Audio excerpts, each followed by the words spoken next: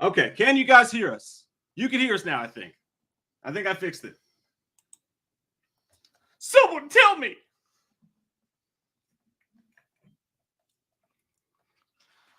They can hear us. We are good.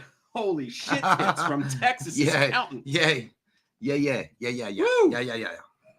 Good Lord. All right, so this brand new setup. Watch this. Look what I can do. Oh, shit. Hang on. Let me do it.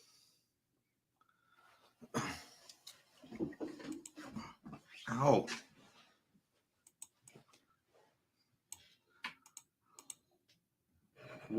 Camera one. Camera two. It's so weird. Huh? Okay, so. Huh? Is there any kind of echo or anything? Please let us know if there's an echo, if the sound's good, if everything's working. This is a brand new setup. This is the trial run that we're doing with you fucking fancy folks here today. We haven't seen you guys in forever.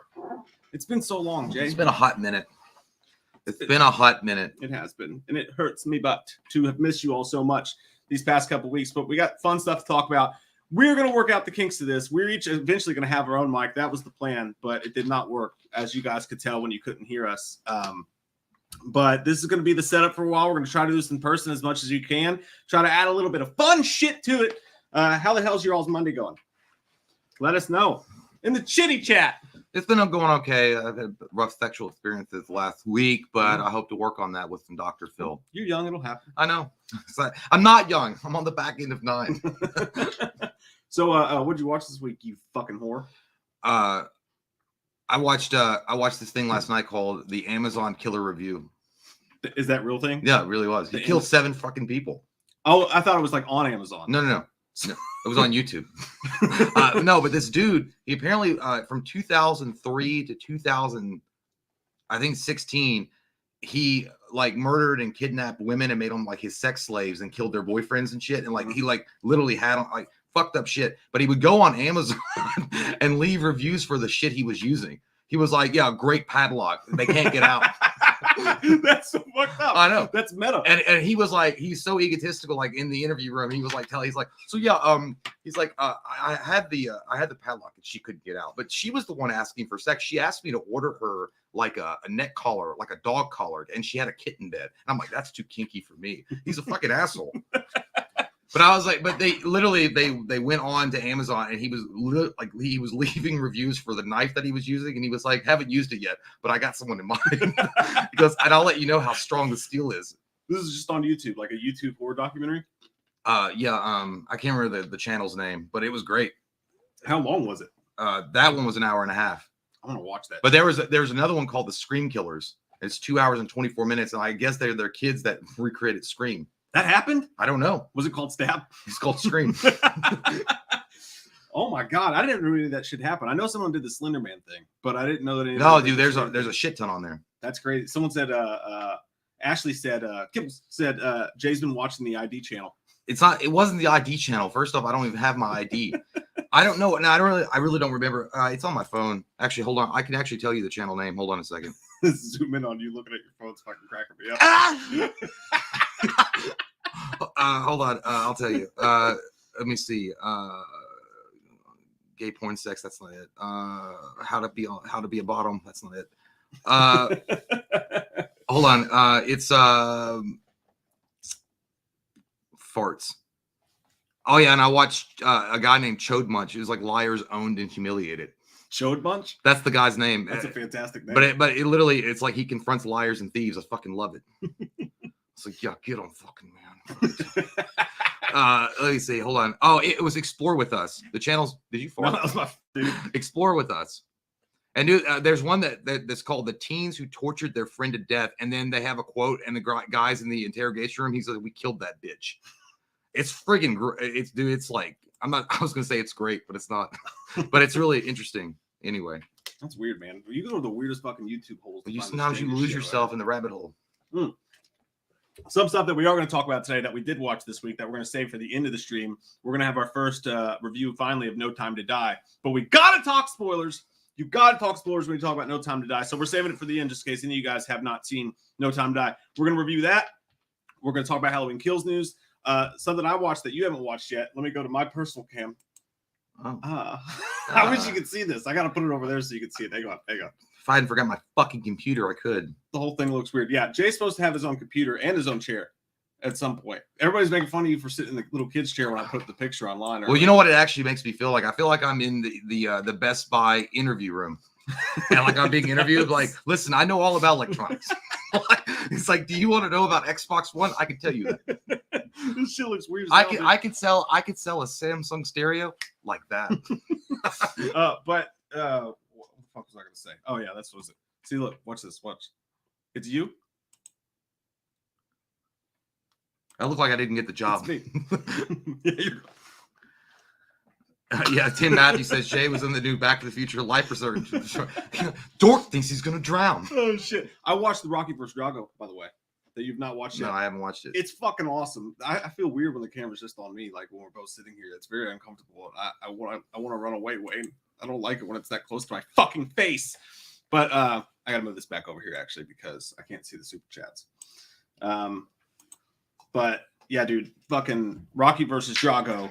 The director's cut. If you guys get a chance, you can rent that shit for you can rent it for $3.99 right now. And Sylvester Stallone went back and he did a full-on Snyder cut, director's cut for fucking Rocky 4. Yeah. Which is a perfect goddamn movie. Did Drago win? You don't need to change it. You don't need to change Rocky 4. It's perfect as it is. But he somehow still made it better. Did Drago win? No, he did not win. That's not what happened. That's a spoiler, you fucking slut. Let me tell you something. It's not a spoiler. It is a spoiler. No, it's not. Yes, it is. Because Drago should have won. No, I'm kidding. I fight for me. For me. But no, dude, it's actually really good. Like, you'll enjoy it. Like, he makes it, it's sort of Godfather-y, the way that he makes the whole fucking movie. Yeah. I don't like you sitting right across from me. It makes me fucking uncomfortable. You're just looking at me. Tell me about your brother. I like to be able to look at the fucking camera instead of your face. And now I have the camera in your face. I don't like making eye contact with And it's going to take some getting used to. No, this actually reminds me of when we first started doing videos that we would just talk to each other. Yeah, that's true. If you guys go back and watch our very first videos, Mike and I didn't understand how to talk to the camera at all. So we would just sit there and talk. Literally, we'd sit next to each other and be like, yeah, anyway, so. It's so fucking weird, dude. This whole thing is weird. We'll get used to it, though. We'll get used to it. I promise. I swear to God. I'm trying to go through and scroll for super chats here. But no, Rocky vs. Drago, if you guys get a chance to watch it, you should absolutely fucking watch it because he takes out all the comedy. Which it's, I mean, I don't mind the comedy. He takes out the robot. Happy birthday, Polly. Yeah, the robot's totally gone. Stupid. And I read this article the other night that you think the robot is just Polly's robot is just the tiny little part of the movie, but it's not. Where he has to cut every little moment that Polly's in, he cuts out the entire comedy of the whole fucking movie, except for maybe a couple little lines.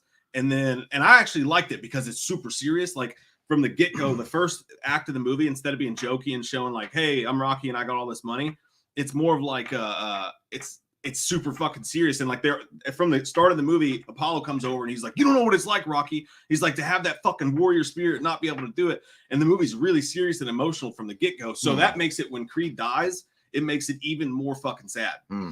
But then the ending fight's pretty much the same. It felt like they added a scene where Rocky's talking to the commission board after Drago kills Creed. And he's trying to talk him into letting them fight. And like they added some scenes in there. It kind of reminded me of Loomis when he was standing in front of the board, the deleted scenes of the original Halloween where he's like, he needs to die or whatever it was. But no, it was still good. I mean, I don't know if I prefer the original to this one or not because they're both so fucking good, but it was really good. And it's no longer. It's the exact same running time, but there's 40 minutes of additional footage. Yeah, I remember I asked you if it was like this, like if it was like a big time difference, like the Zack Snyder Justice League, and you said it wasn't that on that level. No, because I mean, fucking Justice League had 2 hours, and they made it like all sorts of longer and shit. Thank you, Mr. Fleck. Thank you, Cody. He says few more days for Ghostbusters. Happy time. Happy time. Damn, cross the streams, bitch. By the way, what we're going to be doing, Corey, is so that all you guys know, we decided that what we're going to do from now on is when we do this setup on Mondays, we're going to do a live stream of sorts. We're going to try to do a live stream every Monday, Wednesday, and Friday now. And then we're going to have the week's movie reviews on Monday so that everybody we're not chasing those fucking views. We want to give you guys a chance to watch it first and enjoy it and process over the weekend. And then we'll talk about the new movies on our Monday afternoon live streams. And then we'll probably do spoilers at the end of those live streams. So that's something new. I'm chasing the views. I know. I want them. You want? I want them. Come watch our videos, even if they're shit. We need the click. I always feel weird about that too. Like you rush when a movie comes out, like you rush to get it out. You're like, dude, we gotta be there. Like we gotta go see the 7 o'clock Thursday. Makes you not want to enjoy the movie. Well, not just that, but you put the movie out and nobody fucking watches it because none of them have seen it yet. You just get a bunch of comments that go, "I'll watch this when I've seen it." You know, it's one of those things for me is like when we do the reviews and it's like it's a rush thing. I'm like, I can't even enjoy the bitch. Yeah. Like it's like, well, I mean, I was going to go for me, but now I gotta fucking think of all the notes. I fight for me. It's like I gotta think of all the notes. Whatever. It's like, it's like, did you enjoy? It's like, I don't know. I didn't have time to really absorb it. So that's a good idea. Like it lets you absorb the movie a bit. I like that a lot more. And you know, you don't have to rush to see the movie. You don't have to. You can plan your weekend out accordingly. Jonathan Mann says, just saw y'all's Judas reaction. Oh my God, so much hate in the comments. Was there Judas? Was that the Chris Jericho? I think he's talking about the Chris Jericho. Was that the name of the song? I think it was. Oh yeah, dude, I don't know what happened. That was like I was like, did we fart in someone's cereal? Yeah, like, dude, we were having fun. I don't know if it was because they thought we were making fun of Jericho or we were like not enjoying the music. It was like we loved it. If you watch the video, we're like literally like being like, oh, this fucking song bangs. And like somebody was like, you guys don't know shit about wrestling, you don't know shit about music, and you don't know shit about being an American. It was like, what? Yeah, dude, they got so fucking mad. I mean, it was the same thing with the Predator. The weirdest thing, I swear, it's the most random videos. We did a Predator commentary review. And obviously, you guys know how we do commentaries, like you lifelong sexy bloods that have been around for a bit. We talk over it, and we've talked, we've seen the movie a million times. We're just having fun. Like, you got like 300,000+ views. I'm like, what in the fuck just happened? And then people hated on us through that, too. I was like, what the shit? Do you know what it was? It's because they thought that we were going to show the movie. Oh, is that what it was? They thought we were going to show the movie to them. Get a job, cheap bastard. Buy it. Yeah, I know, like, you could rent it fucking anywhere. Like it's or steal it. It's weird that only happened with Predator though. It didn't happen with all the other movie commentaries we put up, but for that one, for some reason, I guess YouTube made a trend or something for like 5 seconds, and they're like, "No, everybody hates these." I don't know what. No, I don't. I don't even think Predator was coming out. Like there was nothing like new about it. Like there was no added footage or a Blu-ray release or the Ultimate Holy Shit Deluxe Edition that was coming out. I don't know, dude. It was just one of those weird strokes. Like YouTube makes no fucking sense. Yeah, their algorithm. I think that's the goddamn problem. Crazy. But yeah, Jonathan, that was crazy. That's our most hated video ever. If you guys get a chance, look up. Is it? Yeah, I think it is for sure, dude. Like more dislikes than likes. Like that's great. That's an achievement. Yeah, dude. It's definitely a fucking mile marker for sure. Kevin Williams says Jay looks like Loomis applying at Smith's Grove. I know. Look, I just want the job. Okay, I told you there was no police force. You didn't believe me, and people died. Okay, so you need me on the staff. I look like I'm actually applying it. I look like I'm actually applying at a CVS pharmacy. I didn't get fired. Okay, we potted on separate terms. There's gonna be so many fucking weird things about this. This whole thing's fucking weird, but we'll settle in. We'll settle in. I'm already feeling a little bit better about it. Yeah. What are you gonna do? And it actually kind of looks like you're being fucking interrogated right now. I know, because I'm not comfortable. I'm sitting in an egg chair. Everybody's like, I put the picture up of the background and it was like, of just us not here. Because what happened, by the way, on Friday, if you guys don't know, it was a shit show, and I will absolutely throw my wife underneath the bus on this one. What happened was, is the camera on you? No, it's on both of us right now. Oh shit, I was gonna do coke. They don't have a good bathroom for coke. It's like I gotta do my coke. But it was my fucking wife's fault, man, because what she did was she did not pay our electric bill. Yeah. She did not pay our electric bill. And it's not, don't get me wrong. And someone was like, you guys got to watch the videos. They came in for electric. And I was like, no, I promise. Like, we had money to pay it. You should have gone with that narrative. We get some more. Yeah, get some more money.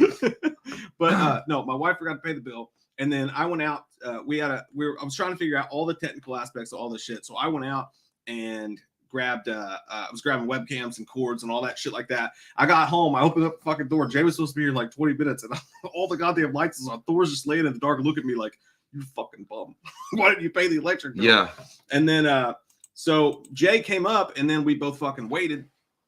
We both waited and waited and waited for them to come back and reconnect it, and they didn't until like an hour after Jay left. So that's why we didn't have a show on Friday like we planned. Yeah, dude. Mike was texting me and shit, and I was getting ready to, because I live like 45 minutes to 50 something minutes away. And I was like maybe 20 minutes out. And I got a bunch of text messages from Mike. I could see him. It was like, my God, my fucking electricity's out. And I'm like, shit. And I started calling him and he didn't answer. I'm like, well, I could turn around right the fuck now. And then he was like, no, if you're already on the way, just come. It'll be on him at 15 minutes. So I got up here and it's dark as shit and it's cold. And we're sitting here, dude. I look like, what's the fucking guy from Scrooge? The dude that Ebenezer Scrooge? No, his assistant. I don't know. I never watched that movie. It's a fucking Charles Dickens classic. Never watched it. It was it was like an Ichabod, not Ichabod Crane, but it was like one of those like fucking like Uncle Scrooge things where all the lights and power was off. I was like, so I need to go home. It's like, you'll sit here and do the goddamn taxes. And we were like, yeah, dude, I feel like, I don't know, our names were Bobby and Brew Bukapaka. And we were like, we literally took fold out chairs and went out in the front yard and waited on the guy to come turn the electricity on. Jay was like, what are you doing? I was like, because I kept going up and staring at the door. I was like, I feel like if I look at the door, he'll come. Like it'll summon him to fucking come here. Yeah, it's like if your dad says, I just need to go get cigarettes from down the street, and he leaves in the middle of the night. He's like, Dad's coming home. I know it. Yeah. 3 years later, Dad's still going to be coming back. Yeah, and if you have an electric company, like I don't know how other places work, but here Bob Cratchit, that's what it is. There's only one. There's one goddamn electric company, so like they don't have to be nice to you because there's no goddamn competition. Were they assholes? Yeah, they're like, we'll get there when we get there. No, when they got here, were they assholes? No, he didn't say anything. Like they just go and plug it back in or whatever. But I went to go get some coffee because I was fucking cold. What if he was trying to back? I was like, good luck with your government cheese, you fucking bum. I got fucking cold when I was sitting here and like went to get coffee and passed him fixing somebody else's house, and he looked exactly like I imagined he would look in my head. Like he didn't give a flying fuck. And I'm like, it's cold in there, dickhead. But I mean, then again, he'd be like, it's your fault. Pay your fucking bills. Pay your fucking bills. Yeah, probably. But which was true. And again, we had the money. My wife just forgot to pay it. So totally, throwing her under the bus on that one. But Edward Santiago says, Jay, Fatal Attraction. Mike a little tease that fur. What? I don't know, Eduardo. I think he wants me to show him my. I think because you can see the crotch region now. This is scabies. This is happening. Oh, they're jumping. They've evolved. Oh my god. They do move in herds. Gary Catlow, thank you, says, have you seen the videos about Michael talking in Halloween Kills? I turn the sound up when Karen takes his mask and I can hear him say, give it back. No, you can't, Gary. I've seen a video that was covering that, but I didn't watch it. But I don't know. I've watched that movie several times. I never heard him like at all say anything. So I don't know, but it's up to, if someone heard, if you heard something, if you wanted to hear something, I guess you did. But I swear to God, I heard nothing. I heard like maybe mentally he said, I'm going to fucking stab your face up, bitch. But he didn't say it.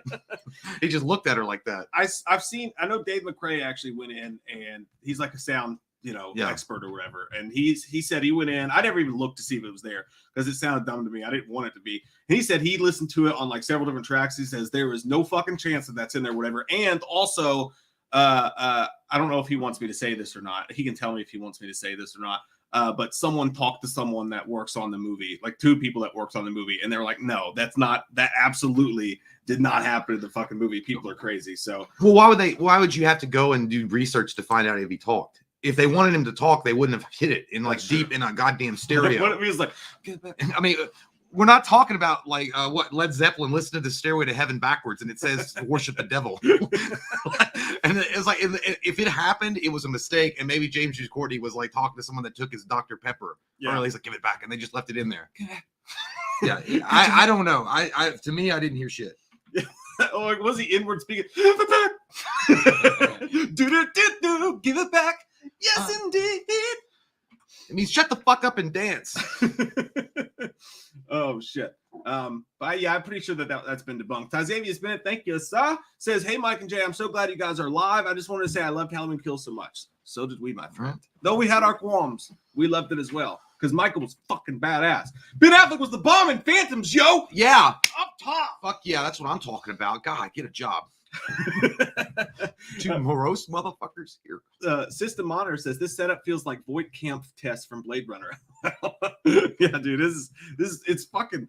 I feel like I just bought like a new car. I'm just trying to get used to it. The best thing about a new car is that smell. You gotta go, oh, I'm gonna dirty you up in about 2 weeks. Yeah, I want to smoke in here. Yeah. By the way, Katie's the only person I know who actually said she wasn't going to smoke in her new car, and actually didn't. You said that for like 2 weeks when you got your new car. Yeah, but well, what I did was I've spaced it. I did one day, and then I was like, I'm never going to do this again because it still smelled good in there. And then I was like, yeah, I'm not. It's too stressful when you're driving. I can't. Todd J says, you guys ready for the No Way Home trailer 2 tomorrow? What do you think we will see? Well, here's the thing about No Way Home. Everybody is talking about Andrew Garfield and Tobey Maguire, and then that leaked image of Tobey Maguire and Andrew Garfield and Tom Holland on a fucking boat or something. They look like it's obviously fake. I don't think that's real at all. It looks so like CG'd or like somebody went in with cameras and what do you do when you put their image on something like photoshopped the shit out of it. I don't know. Is Tobey Maguire and Andrew Garfield in it? I don't know. I hope so. I'd be cool to see them. But honestly, this constant fucking like give me the dick sensation that people has been having for this trailer, it's kind of got me where I don't care. I hope it's a good movie, and I'm interested to see how it leads into the Doctor Strange thing and the Wanda, from WandaVision. But I don't know, dude. Fucking same. Like. But I don't hate it. No, but I don't want people to think, oh, they fucking hate Marvel. It's not that. I want to see the movie, but it's just I don't care anymore. Well, no, I feel the exact same way, dude. And it's like if I was just sitting in a theater, if I was watching Spider-Man, right, and like they came out and you're watching the movie, and all of a sudden Tobey Maguire and Andrew Garfield showed up, I'd be like, holy shit, this is fucking awesome. Yeah. But now, after 6 months of, they better fucking be in the movie. They better fucking be in the movie. Mm-hmm. And then the actor's going, we're not in the movie. We're not in the movie. You better fucking be in the movie. And then, like, all the trailer stuff and the Marvel stuff, I'm just over it now. Like, I'm over it. Like, now it's like, they made it to where it's like the Dark Knight Rises. Like, it's such a big deal that it's never going to please everybody no matter what they do. And if they don't have them in the movie, it honestly kind of be funny at this point. I don't think, I don't know. I think that it'd be funny if Maguire says, you'll get your Maguire when you fix this damn door. No, but I don't know. As far as what we'll see, I think that we're going to see probably more to do with like the dimensional shattering bullshit that, the only thing that strikes me as strange that I saw in that trailer was it's Doctor Strange just seems so cavalier about like fixing the timeline. It's like, oh, everybody's going to forget you're Peter Parker. Like, I wouldn't think that Doctor Strange, he would know that there was repercussions by fucking with the timeline like that. Yeah. And he'd be smart enough not to do it unless it's causing some kind of reverberations throughout. I don't know, but I just feel like Doctor Strange was just too like, yeah, I'll do it. And Wong was the other one was like, hey, you're going to fuck up. And he was like, I know what I'm doing, Wong.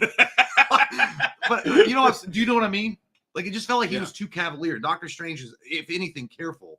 Yeah. And it just feels like he's like new at the job. I mean, he technically is, but I don't know. Well, Doctor Strange is another thing too. They just said that they just came out and said that they're doing 6 weeks of reshoots for the Doctor Strange multiverse movie, and they're making they're making Benedict Cumberbatch work 6 days a week, and they're doing like 6 weeks of reshoots to fix the movie because apparently something's really wrong with it. And that what that makes me worried about though? That makes me worried about fucking Sam Raimi. Not that I'm worried about Sam Raimi. It makes me worried about Marvel because if they do another Edgar Wright, we know Marvel does not like. They do not like, what's the word I'm looking for? Change. Change. They don't like individual voices. Like they don't. I don't know why they hired these directors. Scott Derrickson got kicked off of Spider-Man already. Yeah, and then great football player. And then they picked up Sam Raimi, and we all thought, "Whoa, this is fucking awesome." Sam Raimi has a very, very distinct style of filmmaking, and like it's wacky and it's fun, and it would have worked great for a Spider-Man movie. Oh wait, he did 2 of them, 3 of them. Well, the third one was the third one shows it because Sony involved themselves in that. It's like we need Venom and we need all that bullshit. He hated it. But if you're going to make a horror movie, but you also want to keep it kind of Marvel-ish, I think Sam Raimi was the perfect person for that. But the fact that they're doing reshoots tells me that Marvel, maybe they're trying to fucking take whatever he did. Maybe he did something cool and special and they call it a horror movie. And Marvel's going to take it there and like, no, we need to sandpaper this down until it's Disney-fied. And that fucking concerns me. Because I didn't like the first Doctor Strange movie. So I don't think so. Well, I liked it, but I don't think Sam Raimi. The only thing I hope not to happen, I don't think he will, but Sam Raimi won't walk from the project like Edgar Wright because they'd be fuck city right now. Yeah. If he walked, the movie's already done. The movie's done, but I mean, he was still, people would be like, what happened? And then if he came out and badmouthed him, he's like, I'll never work for Marvel again. Yeah. And Sam Raimi's got the money to fucking do it. So that's a weird one. I don't know what's going on there, but I don't like but Sam Raimi, like if Marvel was actually smart, dude, I would hire Sam Raimi to do like something like Ghost Rider and give him like, make rated R. Make it fucking scary and dark. Yeah. But Doctor Strange is in Sam Raimi's wheelhouse. So I just leave the guy alone. Let him fucking do what he wants. Okay. I want to see the Book of the Dead. I want to see Ash. I don't care. I know that he's not in it, but still. Let Russ cook. Yeah. Although I go Stay out of the kitchen, bitch. I'll be done with the fucking kusu later. Another thing that happened, by the way, another piece of news that we're going to talk about today, speaking of all this shit, is that, let me pull it up here so I can actually, I can't because it's gone from my fucking screen, but apparently, I'll just call it a rumor, leaks, deep leaks, like insider leaks, are saying that Daredevil is back. That Charlie Cox is back. That Daredevil's going to be back in the MCU again. Not confirmed, but a bunch of people sounds like they really believe that this is happening. That was another leaked image from No Way Home. It looked like Charlie Cox was talking to Tom Holland and Aunt May. Yeah, and they said that clearly looked Photoshopped too. They all look fucking Photoshopped. But these days with Marvel, you don't know. Did you see the picture of the Hulk looking CGI and wearing like the trunks and like the hoodie? It looked like fucking ass, dude. It looked bad. It looked like computer CGI. I don't know. It was at the She-Hulk. For the Netflix show. Yeah, or not Netflix, but Disney Plus. Disney Plus. But yeah, I don't know. So Daredevil coming back is good, and also Vincent D'Onofrio said he was like, I hope that they bring it back, and they asked him about would he like to interact with Spider-Man. And he was like, I would love to do that. Let's hope that it happens. Like seeing Vincent D'Onofrio's Kingpin interact with Spider-Man would be pretty fucking badass. I feel like Marvel's still butthurt over the success that Disney or that Netflix had with Daredevil. They want their own version of it, and they don't want to rely on what did, because then they'd have to give credit to what Netflix did, and they want to reboot the whole fucking. By the way, I haven't seen it, but I did talk to somebody that's watched the Eternals. If you guys have seen it, apparently it's pretty long and not very good. Well, I just can't find fucking interest in me. Like.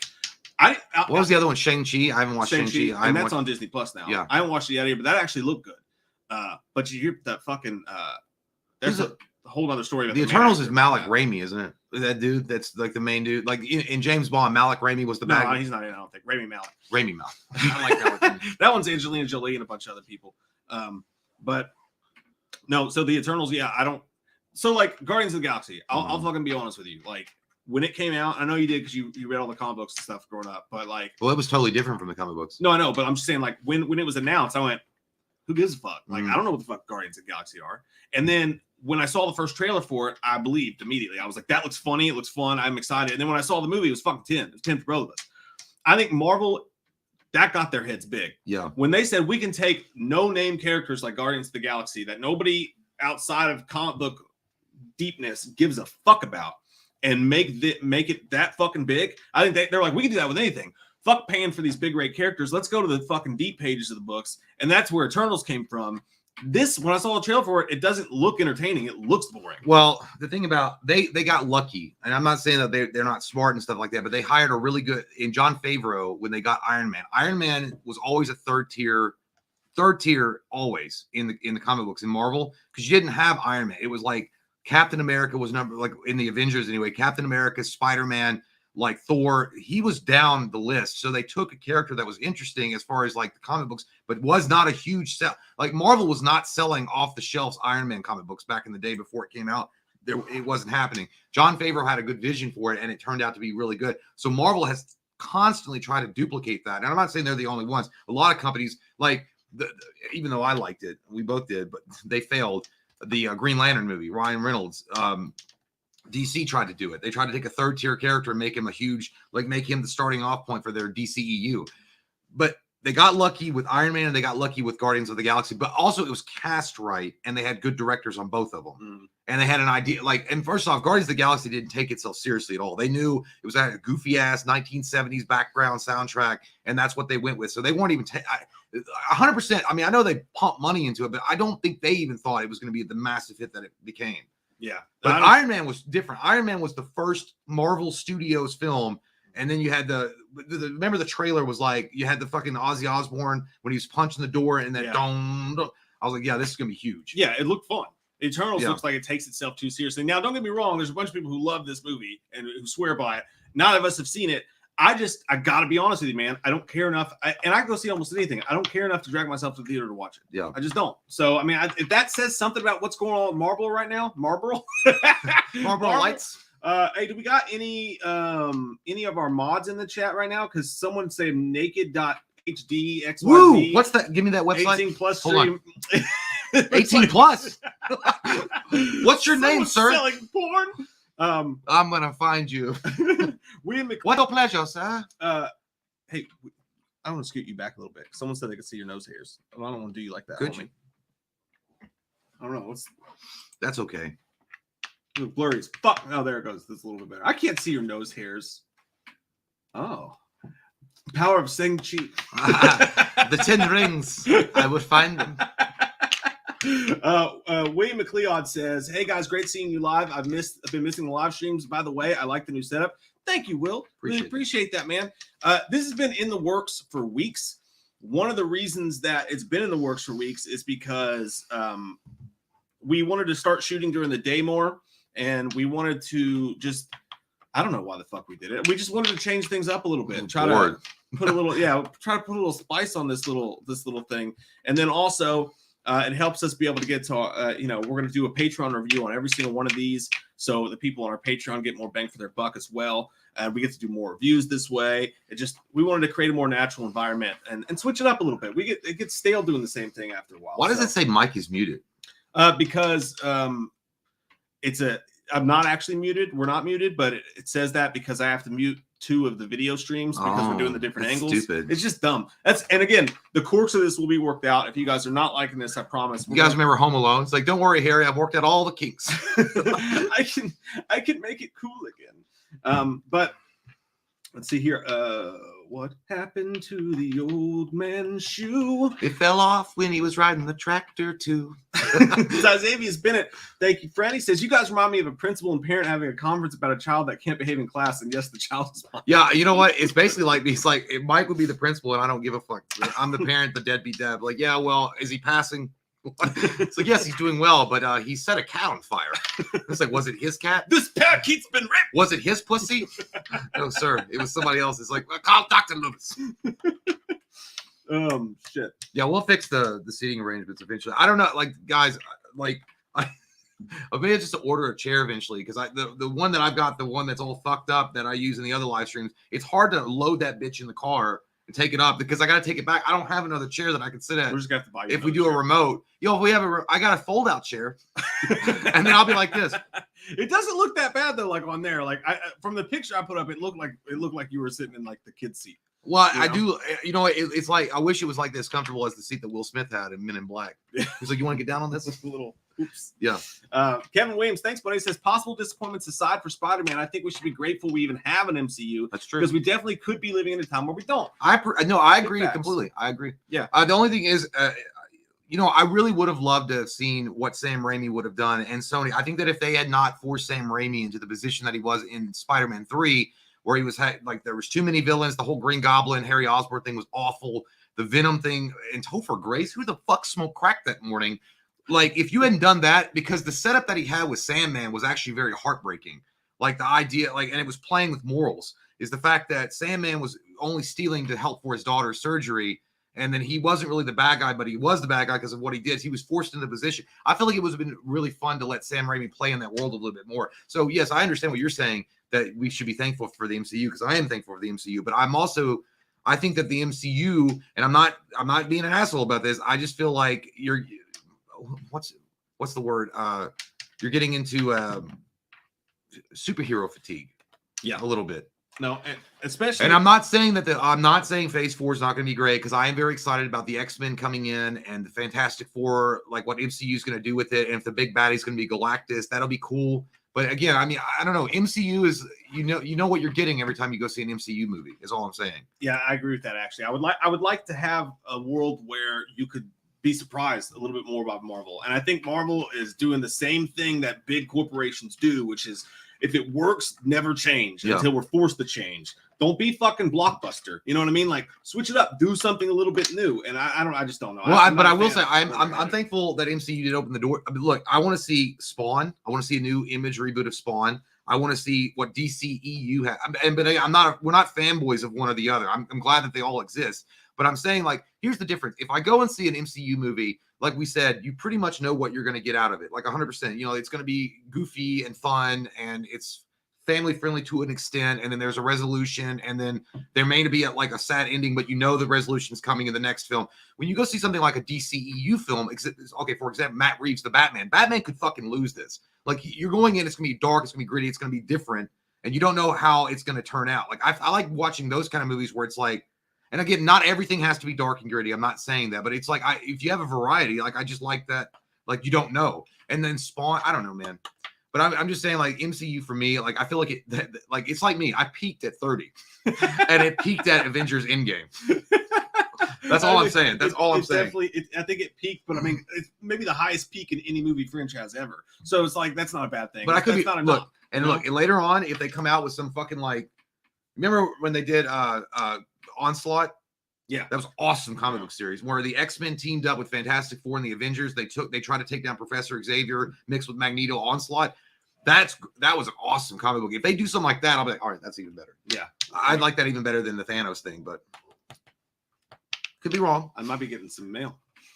Mail, motherfucker. Thor's barking. That's why I say that. But Dirk Hall says, Michael, get out of that damn closet. I think that was for you, not for me. Let me give you the J cam. Michael, why are you in that closet? Huh? You in there with Jason? You playing buddy butt love? Get out there right now. Go back to your room. Stink like fish. I don't know. You know, it's so weird because the camera's not here. Yeah, you gotta look at that one. Oh yeah, I'm looking away. Like they're like, oh, that's like I keep forgetting. You ever? We were when I was at the band, we were interviewed one time, and like I know we were interviewed twice, but we were interviewed this one time, and they had this big fancy setup, and they were like, dude, they asked us a question. I was like, yeah, you know, I write the songs, and then like, you know, they'll take the songs, and they're like, hey, look at that camera. Dude, I was like, oh, and then it was pointed over here. I was like, yeah, I write the song. And they're like, no, this one. I was like, ah. You know, I'm not gonna name the person that I'm talking about, but I watched the interview, dude, and like there was somebody. It was so awkward because it was like I felt like they had watched Behind the Music Without the Music a few times because it's like, yeah, well, you know, what happened was we were all like standing around one day, like I got a couple of ideas for some songs, and we all got together, and yeah, you know, it was really cool. I was like, oh, my butthole cringed. We were all just so impressed with the fact that we were being interviewed. Is that a camera? I know, we were like, we made it, Dad. I told you I'd be something. God damn it. I never liked yeah, it's awkward, especially if you're being interviewed. We've been interviewed before. It's weird. Yeah. That's why it's like, because you don't like, first off, you're looking at the camera and you don't know if you're supposed to talk to the person that's asking the question. It's like, so how did you get started on YouTube? It's like,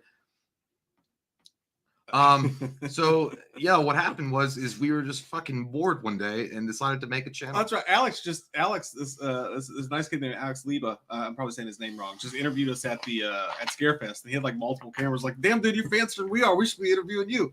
He was like, which camera do you want us to look at? You know what's funny is when he was interviewing us, all the people that were walking by the booth were looking. I was like, who are those fucking douchebags? I know. They're tools. Like, I was like, I know. We actually run a hamburger truck. He was just asking us about the food. Hey, you guys want some tacos? Chad Cosper says, thank you, buddy. Appreciate that. He says, got to get Jay a chair. So he super chatted towards the Jay chair. Oh, okay. That's cool. I mean, we'll have one.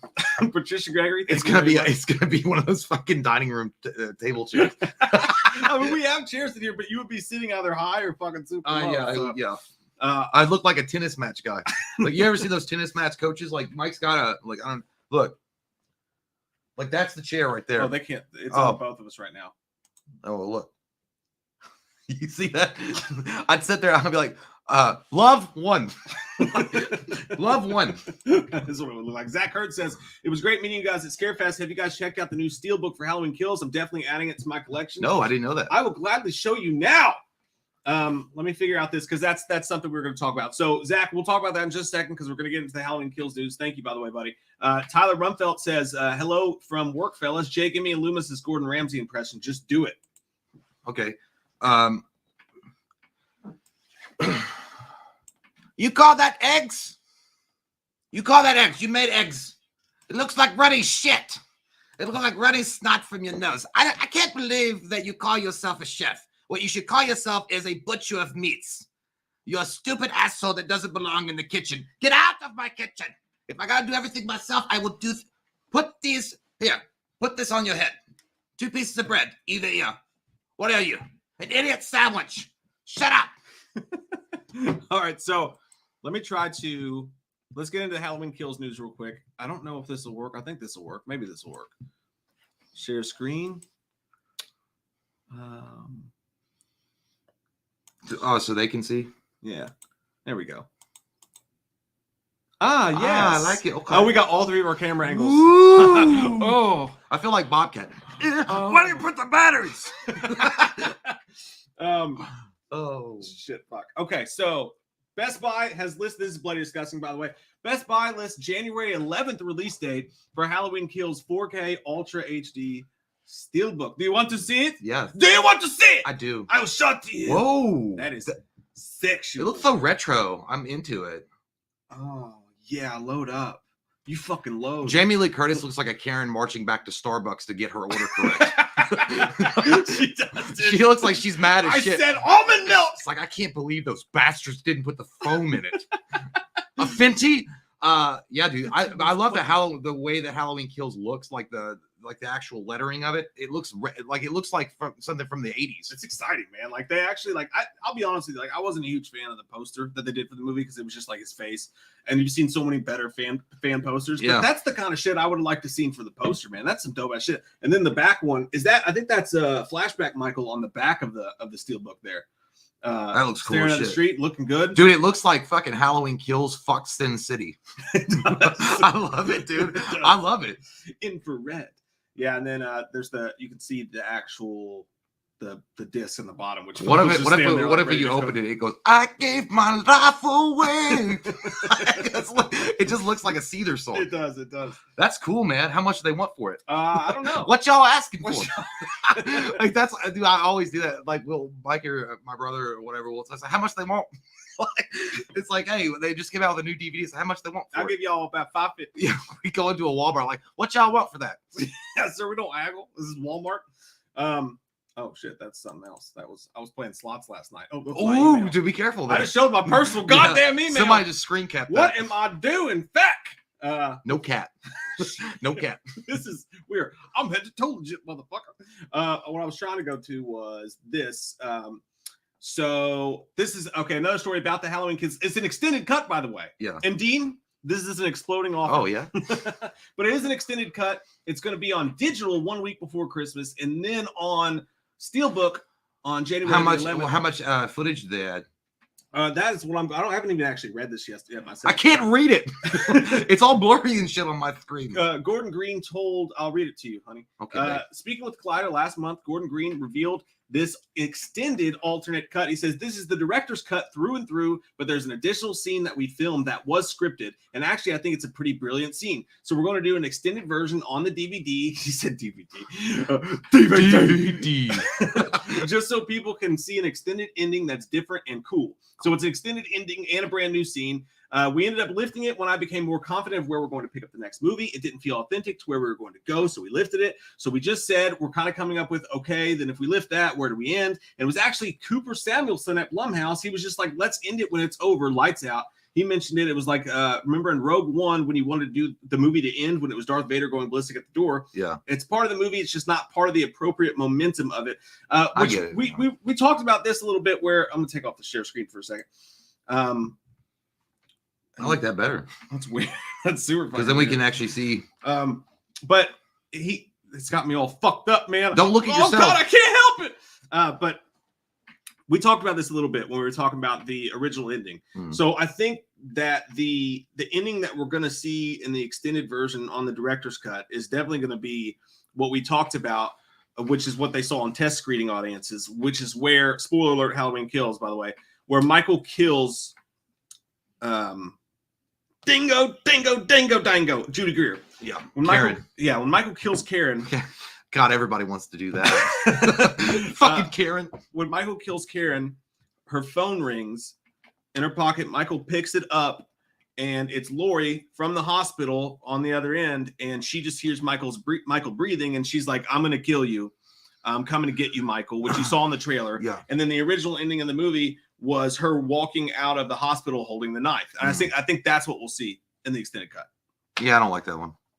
I kind of like it. The idea that he picks up the phone and recreates the first, the scene with Jamie Lee Curtis. That's what it is. That's I know, but her walking out like she's Terminator. Yeah. Like, I'm like, yeah, okay. Are we doing Linda Hamilton? But no, yeah, I'm. I don't know. I mean, it's cool that they'll have an extended cut. I'm interested to see it, but I mean, at the same time, I'm like, yeah, you're good.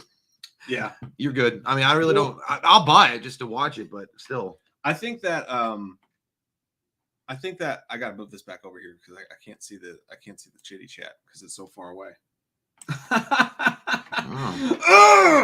don't know, man. It's like you wonder though. They took the break from COVID, to rework. I'm sure they did. They reworked a lot of things when they had time to do it. You wonder if that was one of the main things they were working on. They watched the movie over and over again. They're like, yeah, that ending doesn't work. Yeah. Well, because that's when they decided to move it 4 years in the future. Yeah. So I guess that's what he's saying with that timeline there. It doesn't make sense if she went to remember when she went to kick that doctor and like knee him in the nuts or whatever, and that's what ripped her stomach back open. Yeah. You can't tell me that 20 minutes later she's gonna get up and be in shape to go fight Michael. She would if she got Gorilla Glue. Give me some scotch. That shit work. Yeah, I don't know. I'm happy with what the ending they have, but the extended cut's cool. I actually, what I'm more interested in is just to watch like the behind the scene featurettes, and then if they have a cool commentary, like maybe David Gordon Green does a commentary on the whole thing. Yeah, that would be dope. Of course, they didn't put any commentaries on. You know what? The last movie I watched I watched the whole fucking thing, dude. I'm talking about all 3 movies, the extended cut. My dork dick was out for like 3 days. I watched the Lord of the Rings extended cut. Oh, dude, the extended cut. I watched Fellowship of the Ring, The Two Towers, and Return of the King. I watched all the extended cut with the commentary, and I'm like, I was fucking the most, dude. I came out looking like Gandalf because that shit was so long, but I loved it, dude. I would rather. No, it was really interesting. They had Peter Jackson on there. Have the Yellowstone Y burned into my fucking chest. Well, you might just have it. No, it was great. I hate those fucking movies. You watch all of them? No, you never watched all of them. No, I couldn't get through half of one. You got to watch them, man. They're fucking boring as shit, no, dude. They're not. They're awful. They're great. They're fucking just nothing but walking. It's a promise of adventure awaiting and friendship. By the way, Martin Cortez, got to give him a shout out because he said, "Stand up and shout!" And he said, "Still Dragon for life." Yeah, dude, fuck yeah, Still Dragon for life. You know, this is my mic stand, and I'm taking I was listening to that in the car the other day, man. Dude, it's weird. Like, what's the band that actually sang that? Steel Dragon. Oh, no. Oh, fuck, I can't remember their name off the top. That guy's got a major, awesome bass voice. That song, do, it makes my stomach tear. Yeah, dude, I thought they were. You knew who I thought they were when I first started. I was like, I'm the man in the box. I was like, you thought it was Allison James? I was like, wasn't he dead? Yeah, that's a great movie, dude. We actually have a review up for that. Like, we did an impromptu review like 4 years ago. We were drunk and we were like, let's go back to your house and do a Rockstar review. Rockstar is one of the most underrated movies. It really is. You guys got to see it. It was, I purchased, that was my first DVD that I ever purchased, and I got that and Fast and the Furious was my first DVD player. I was at Walmart and I got to have 2 movies, and I was like, I want that one. Dude, Fast and Furious and Gladiator were my first 2. Yeah, I got Rockstar, so I'm better. Yeah, well, I know. I think I bought it like after you. It was $20. That was back when it was like 23. And it was a shitty fucking one of those clip cases. It was like the clippy ones, yeah. I think that's still the only Rockstar Blu-ray there is that shitty clip case one. Yeah. Ethan Taylor says the last horror month was amazing. Thank you, Ethan. Appreciate that. Thank you. Nobody fucking watched it. Hey man, those office skits, man, that was a lot of fun to do, and we had our friend Cameron that came in and helped out with Jason. But unfortunately, YouTube is YouTube, so you don't know if you're gonna land the net. Yeah, and we didn't, but it was still fun to do. We could literally do a fucking video with Jay farting on a snare drum, and it would get more views. It probably would. Like we did something, and it got way more views. I think it was just some basic bullshit thing that we did, and I was like, "What the fuck?" Yeah. No, I think it was the Batman trailer review, but that was like it was a huge deal. Oh, that guy, that was a big deal. Yeah, none of those and every time when you log into YouTube, it'll be like what your latest video did, and every time I put one of those up, like this video is getting less views than usual. Does it say that? It's like this video is getting 10 out of it. It's you like, are a complete loser. It's ranked dead last at all, and I was like, you know how much money and time went into those fucking videos? But you know what I feel? I feel like we're one of those like girls in high school that just can't accept criticism, and we're like, oh my god, whatever. Like I'm captain of the cheerleading squad, and they're like, no, listen, your performance was fine. People just don't like you. Yeah. Like, oh, okay, so you're like jealous. That's pretty much what happened. Yeah, it really is. It's like, why don't you like us? But maybe it's just because it was shitty. I don't know. It's us. It was funny. I felt like fucking Dane Cook was like, I did my best. Next time we're just gonna fucking shoot it in the bucket. We're not gonna put any work into it at all. We'll just throw a tarp over the back. That's what I get for trying. Oh, by the way, I know this is off subject, but again, dude, this is crazy. Annie has got something on YouTube. You got to watch it, dude. And it's interesting. If you guys are into wrestling at all, it's like In Search Of, and they go and look for the lost treasures of like wrestlers. Like one episode, they went and found Kane's mask, like the original mask that he wore. Oh, that's kind of fun. I want to be on that. He was on the show. They got Kane, like he was there. No, I want to help find it. I want to be the treasure. Well, it'd be all. They got Ric Flair, dude. Listen to this. Ric Flair was on one episode, and there was the he wore those robes. There was one called the Black Butterfly robe. And he wore it in his debut at Royal Rumble in 1992, and he won the Royal Rumble like when he was the 3rd guy in. He won that, and they found it. Dude, they offered the guy. It was such a cliffhanger, dude, because they're like, oh, no one had seen it in 25 years. That black butterfly robe, so it was super rare.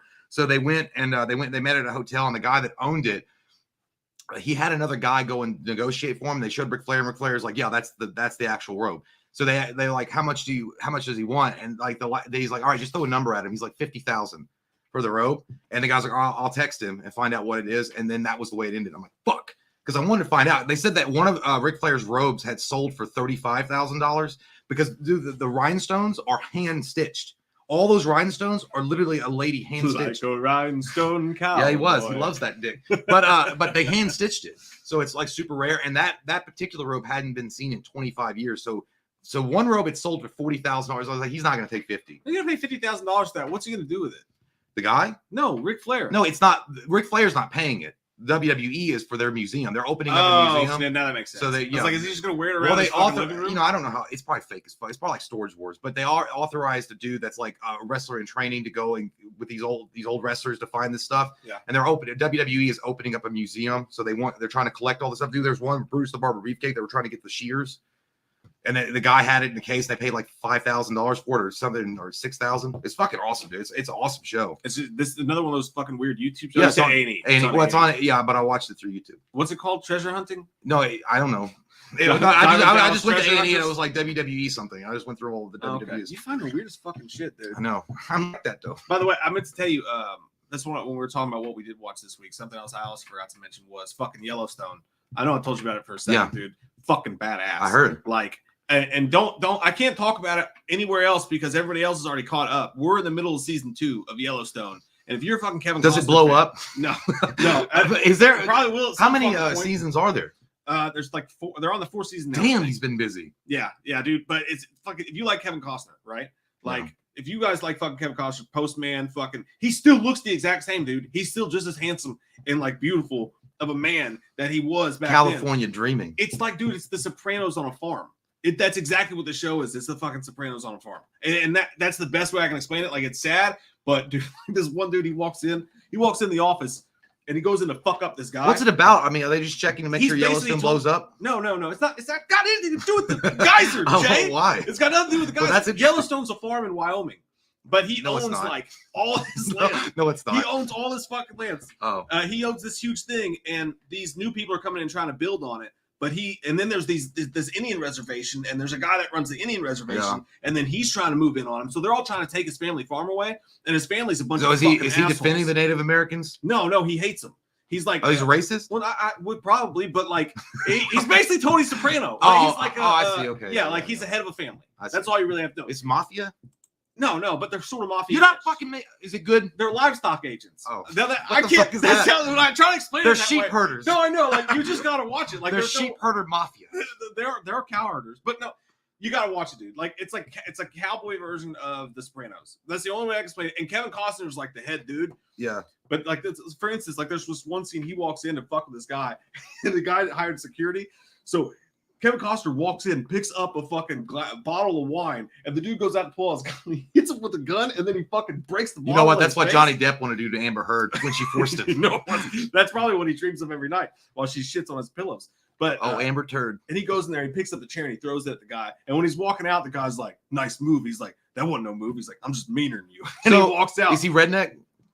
He's country. He's not redneck. There are rednecks, but he's country. Would you call him an anti-hero? Oh yeah, Tony Soprano. Like, well, yeah, but Tony Soprano was more evil than he was an anti-hero. So is he. He's evil as fuck. Okay, so he's a bad guy. No, Tony Soprano's not a bad guy. Yeah, he is. Not for us. Oh, gabagool. You fucking wackadoo. Like, when you watch it, he's not a bad guy. To you. Like, he's a bad guy. He's a disgusting fuck. So is Tony Soprano. But you root for him. I know. So it's like that. I know, but I think I'm disturbed. I think we're both disturbed. Like, I'm not saying that. Look, you do. It's the weirdest thing. Did you root for Tony Soprano? I think everybody really did. Deep down, you were like, yeah, he's a terrible human being. Sometimes he made me mad. I was like, don't do that. But it's like, Dad, stop. Yeah, I still love you. That's exactly what it was. Hey, I gotta go take a piss. All right, man. Go pee. Hey, show us. Just do it right now. Okay. Show us your dick. I'll be right back. I gotta go pump it up.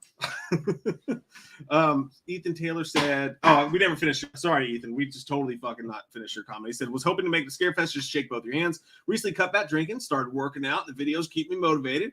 That's nice to hear, man. We're trying to cut back ourselves. That's why we're shooting here during the day, drinking the old water, drinking the old H2O." But yeah, I think COVID got to a lot of people in that way, where you got used to fucking drinking it like noon. I'll have a Coors Light. It's a day beer. You know what I mean? And next thing you know, your hair's down to your shoulders. You got 20 extra pounds of gut and an alcohol problem. But no, it's good for you, man. Cutting back on the drinking, getting healthy. Happy for you, man. Way to fucking go. I'll wait on Jay to get these other super chats because I know that you guys want to hear both of our thoughts on them. Yes, you do.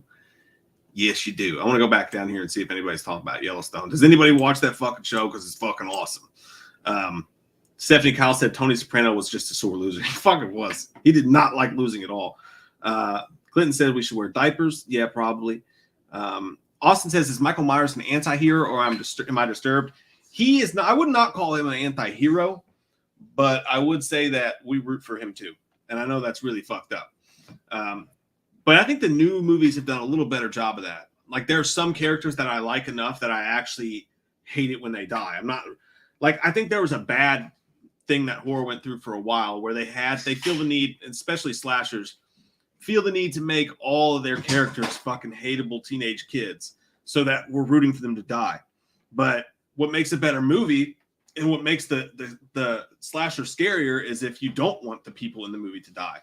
And you feel bad for him. That's one thing I did like about Rob Zombie's Halloween, actually. When he kills Dee Wallace's character, I felt fucking awful.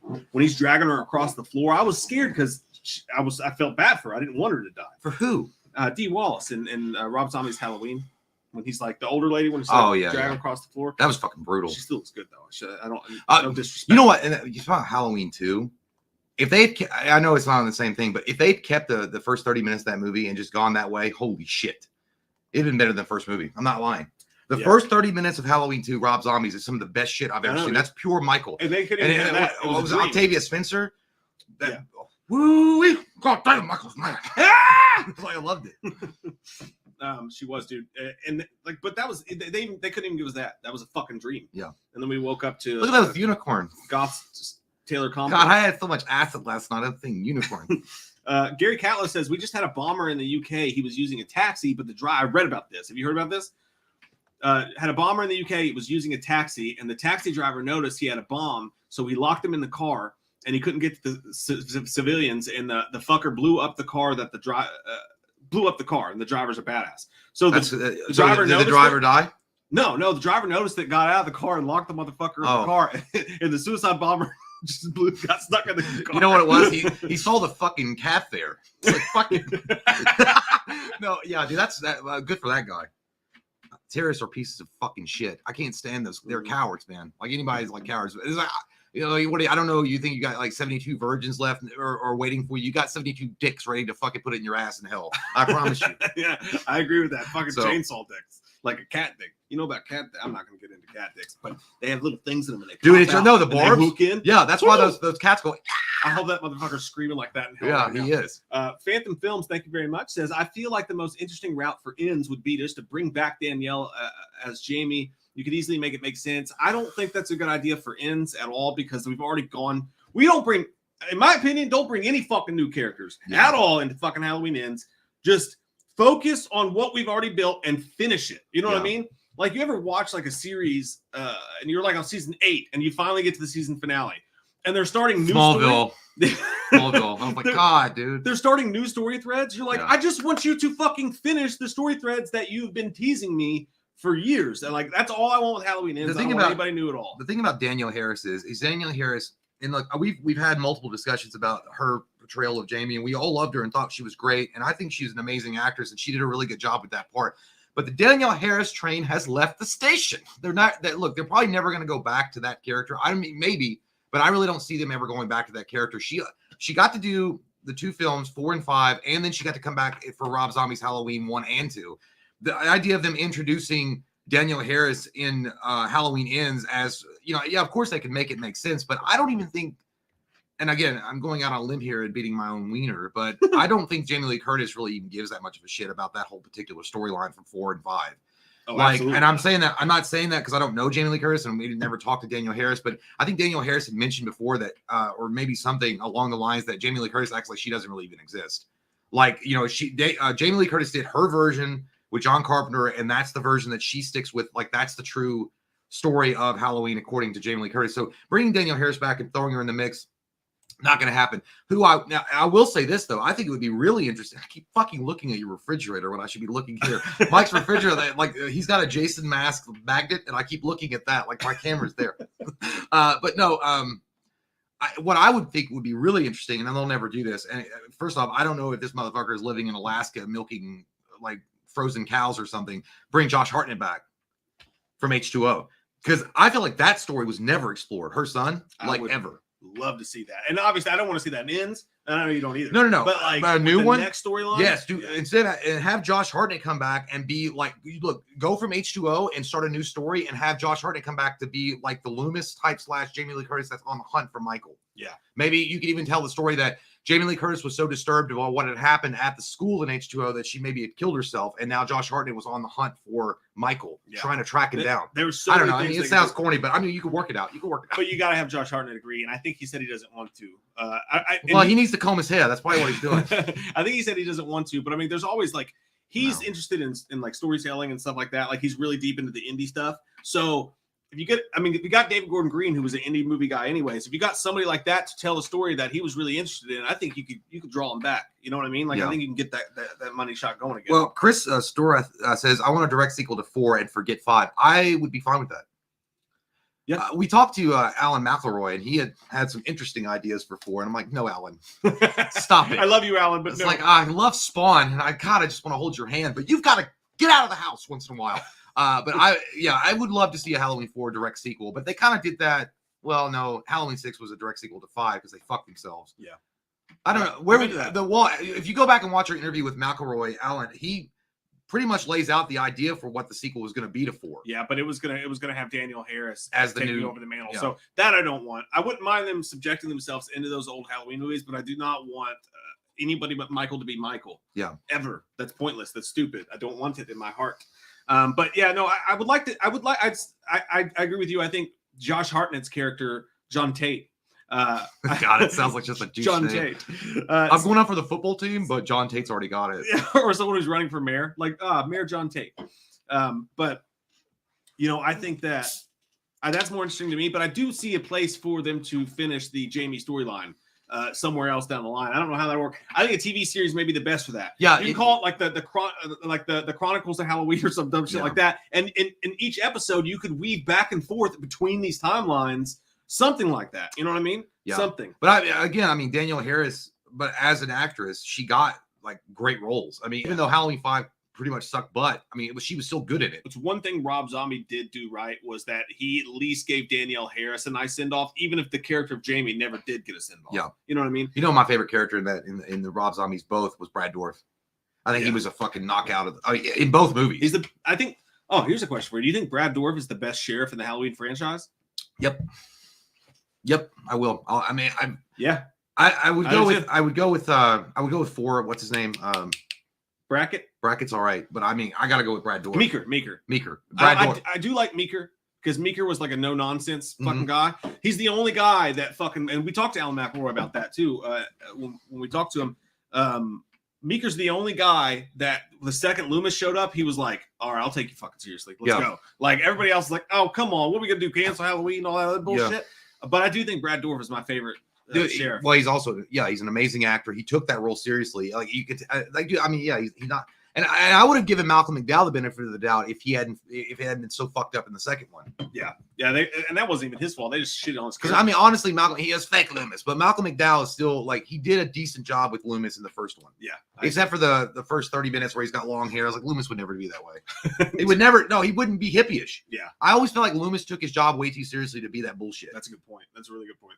But I always will love that deleted scene where he's like, where he's sitting in the office and he's showing him the pictures of the animals Michael killed as a boy.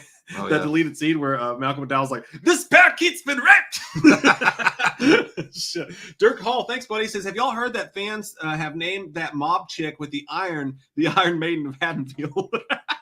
Remember in the Halloween Kills, that bitch is standing out there with the iron? Like, what do you do with an iron? Oh, yeah. The Iron Maiden of Haddonfield. She got a Molly Hatchet soundtrack all on her own. Hey, Juan Thomas' birthday is tomorrow. Hey, happy birthday, Juan! Happy birthday. Amazing son of a bitch. It's your birthday. Happy birthday. I don't know how they do it at Applebee's. Hey, do they do that? They still do that. Oh, yeah. The birthday chant. That always reminds me. Happy birthday, Applebee's. Happy birthday. Want some freeze? Ice cream.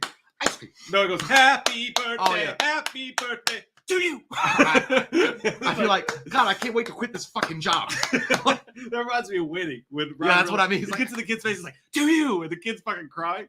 Carpe diem these nuts. Gary McDonald says, "Do you know? Will the extended cut be available if you buy the movie on digital through Apple TV?" I do not know that specifically. What is it now?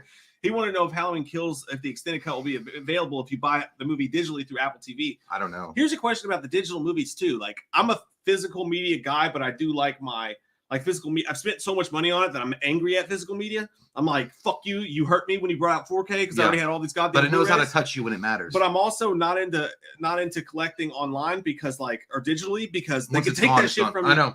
And I don't like it. So I'm in between where I just don't buy movies anymore. I just rent every fucking thing. Well, it's weird. I'm opposite because I still will buy, and I know I shouldn't, but it's like the crack that I can't put down. Yeah. Like I'm addicted, but I'm not. I need to be on intervention. But I'll still buy them. Like if it's like a collection. Like the other night, I don't know why, but I was into. I wanted to watch all the Saw movies. I don't know why. And then they had like a fucking 9-movie collection for like $30. I'm like, yeah.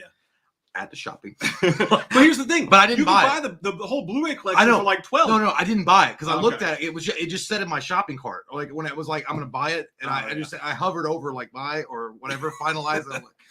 By the way, we have all those. Someone send them to us. You can just I don't know what you have in your collections. And then I was like, no, I can't. But I wanted to because if you rent the movies, they're too expensive anyway. They're like $3.99 or $2.99 a pop. I was like, I'm not renting that. That's the only physical media that unless someone sends it to us, like Yeah. I said, I'm pretty sure someone sent us that. But unless someone sent us to us, the only physical media I kept around was collections. Yeah. Because like a Final Destination collection or Wrong Turn collection or something like that. Because if I ever want to go on a spree, it would be like $30 to watch. Yeah. Otherwise, the way I see it is, if I want to watch a movie, I'll just fucking pay $3 to Well, rent it, you know. Well, yeah, and the thing is that I didn't want to. That's the downside of it. The upside is that if you get it digitally, you can watch it anywhere. You can watch on any device. You can be anywhere you want. You could be on a plane going to Nantucket and still watch the movie that you just bought. The problem is like, for example, if Amazon goes down, which never fucking happened. That's like saying the Roman Empire is going to go down. They didn't. No, but if Amazon ever went down, though, if it ever went away, you'd lose everything. Like all that whole, and they're not gonna refund you shit. You're just, gonna have your thumb up your butt and be like singing, Whistling Dixie. But the thing about the physical media, though, threaten me with a good time. the physical media thing, though, is that they're phasing that out. Yeah. Like slowly but surely, physical media. Oh yeah, you go to Best Buy. There's one tiny little fucking sad rack of fucking. And I used to buy all they do every what was it? Every Monday night, I'd go to Walmart at midnight and buy all the new releases and shit like that because they were like $17.99. Some of them, and the new one was like $20. And that's so much fucking funner than just click a button. And then you get logged out and you have to sign back in, but you have to use the fucking TV remote to do it. And so, but now, but then it got too expensive, and then they came out with the goddamn Ultra 4K, 8K. You can see the butt hairs. And I'm like, what should I buy? And then I don't know. Yeah. It's all, you're kind of fucked either way. Yeah, you fucked yourself is what you did, physical media. But no, to answer your question, I have no fucking idea. My question is going to be also, if you buy a movie digitally, but if you buy the physical copy, it comes with the special features. I don't think digital movies come with the special features because they don't have a menu that you can go through. They do. No, I bought one before where it comes with a special feature, but it comes in like, you have to click on a separate thing. It'll say bonus features and you'll just click on that, but it comes with it. Okay. You silly bitch. Okay. No, I may not though. I don't know. If I were you though, for Halloween Kills, the still cover looked awesome. Just buy the fucking still cover. Like that's what. That's one I probably will buy just because it's it's fucking Halloween. Kevin Williams said, "Any thoughts on Dexter's New Blood?" I haven't watched it. I'm only a couple episodes into season 2. We stopped. Dexter depresses me, dude. It's I like the show, but it doesn't put me in a good mood. Dude, Dexter's one of the best shows I've ever watched, except for the ending sucked. But otherwise, your marijuana. Yeah, dude, Dexter's great. I haven't watched the new season. Is it good? I don't know. I haven't even read about it. Yeah. But I mean, I guess people are liking it. I got fucking 6 seasons of that shit to go through before I can discover. Dude, you're gonna love it. You haven't even touched the tip yet. You're barely you're not even you're just still in the foreplay section. Yeah. Wait till they take you in the back room. They put it in your butt. Oh, you're gonna love it. Sounds awesome. Like Ving Rhames. Hey, we're gonna talk about Pulp Fiction later. Hey, it's the one where Ving Rhames get butt raped. Wolfman's got nards. What's up, dude? Here's the money I owe you for that lap dance last weekend. Love you, Barry. Hey, Barry. Barry gives good fucking lap It was a dances. wonderful experience. Yeah, he really does. He's got a tight ass. And he's so lithe, you can just pick him up and move him and set him back where you want. He's one of those strippers that when he gives you lap dance, he gets in your ear and he goes, oh. Yeah. Yeah, don't do that, dude. That made me feel Isn't weird. that weird when they Yeah, do that? I hate when people do that. Yeah. Like, They're even like I remember when I was a kid and a teacher would lean too close and be like, so. God, stop. Good man is Barry. All right, let's see here. Chad Cosper, thanks, buddy. Says I wouldn't mind if they followed up on the old drunk priest who picked up Loomis on the side of the road. That's what Alan wanted to do. Something that follows the evil. Yeah, Chad, dude, check out You the gotta watch the conversation that we had with Alan McElroy. He says that he was willing to write an entire treatment just for Reverend Sayer. Yeah. And he said nobody wants that shit though. It's just exactly what are you hunting? Yeah, dude. And he really did. He's like, it was so cool because when we brought that up, talking about that, he got really excited about it. Like it was something that he really wanted to do, but either they didn't have the time or budget to really film more than what they had in the movie. So yeah, that sucks, man. I really did want to see it, but all right. Moving on. Let's got a little bit of time here to get to it. So let's talk about our.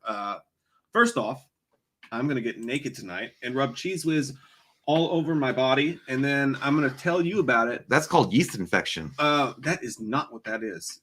It's a good time for all to be had by one. But no, our Patreon review for our buddy William Long.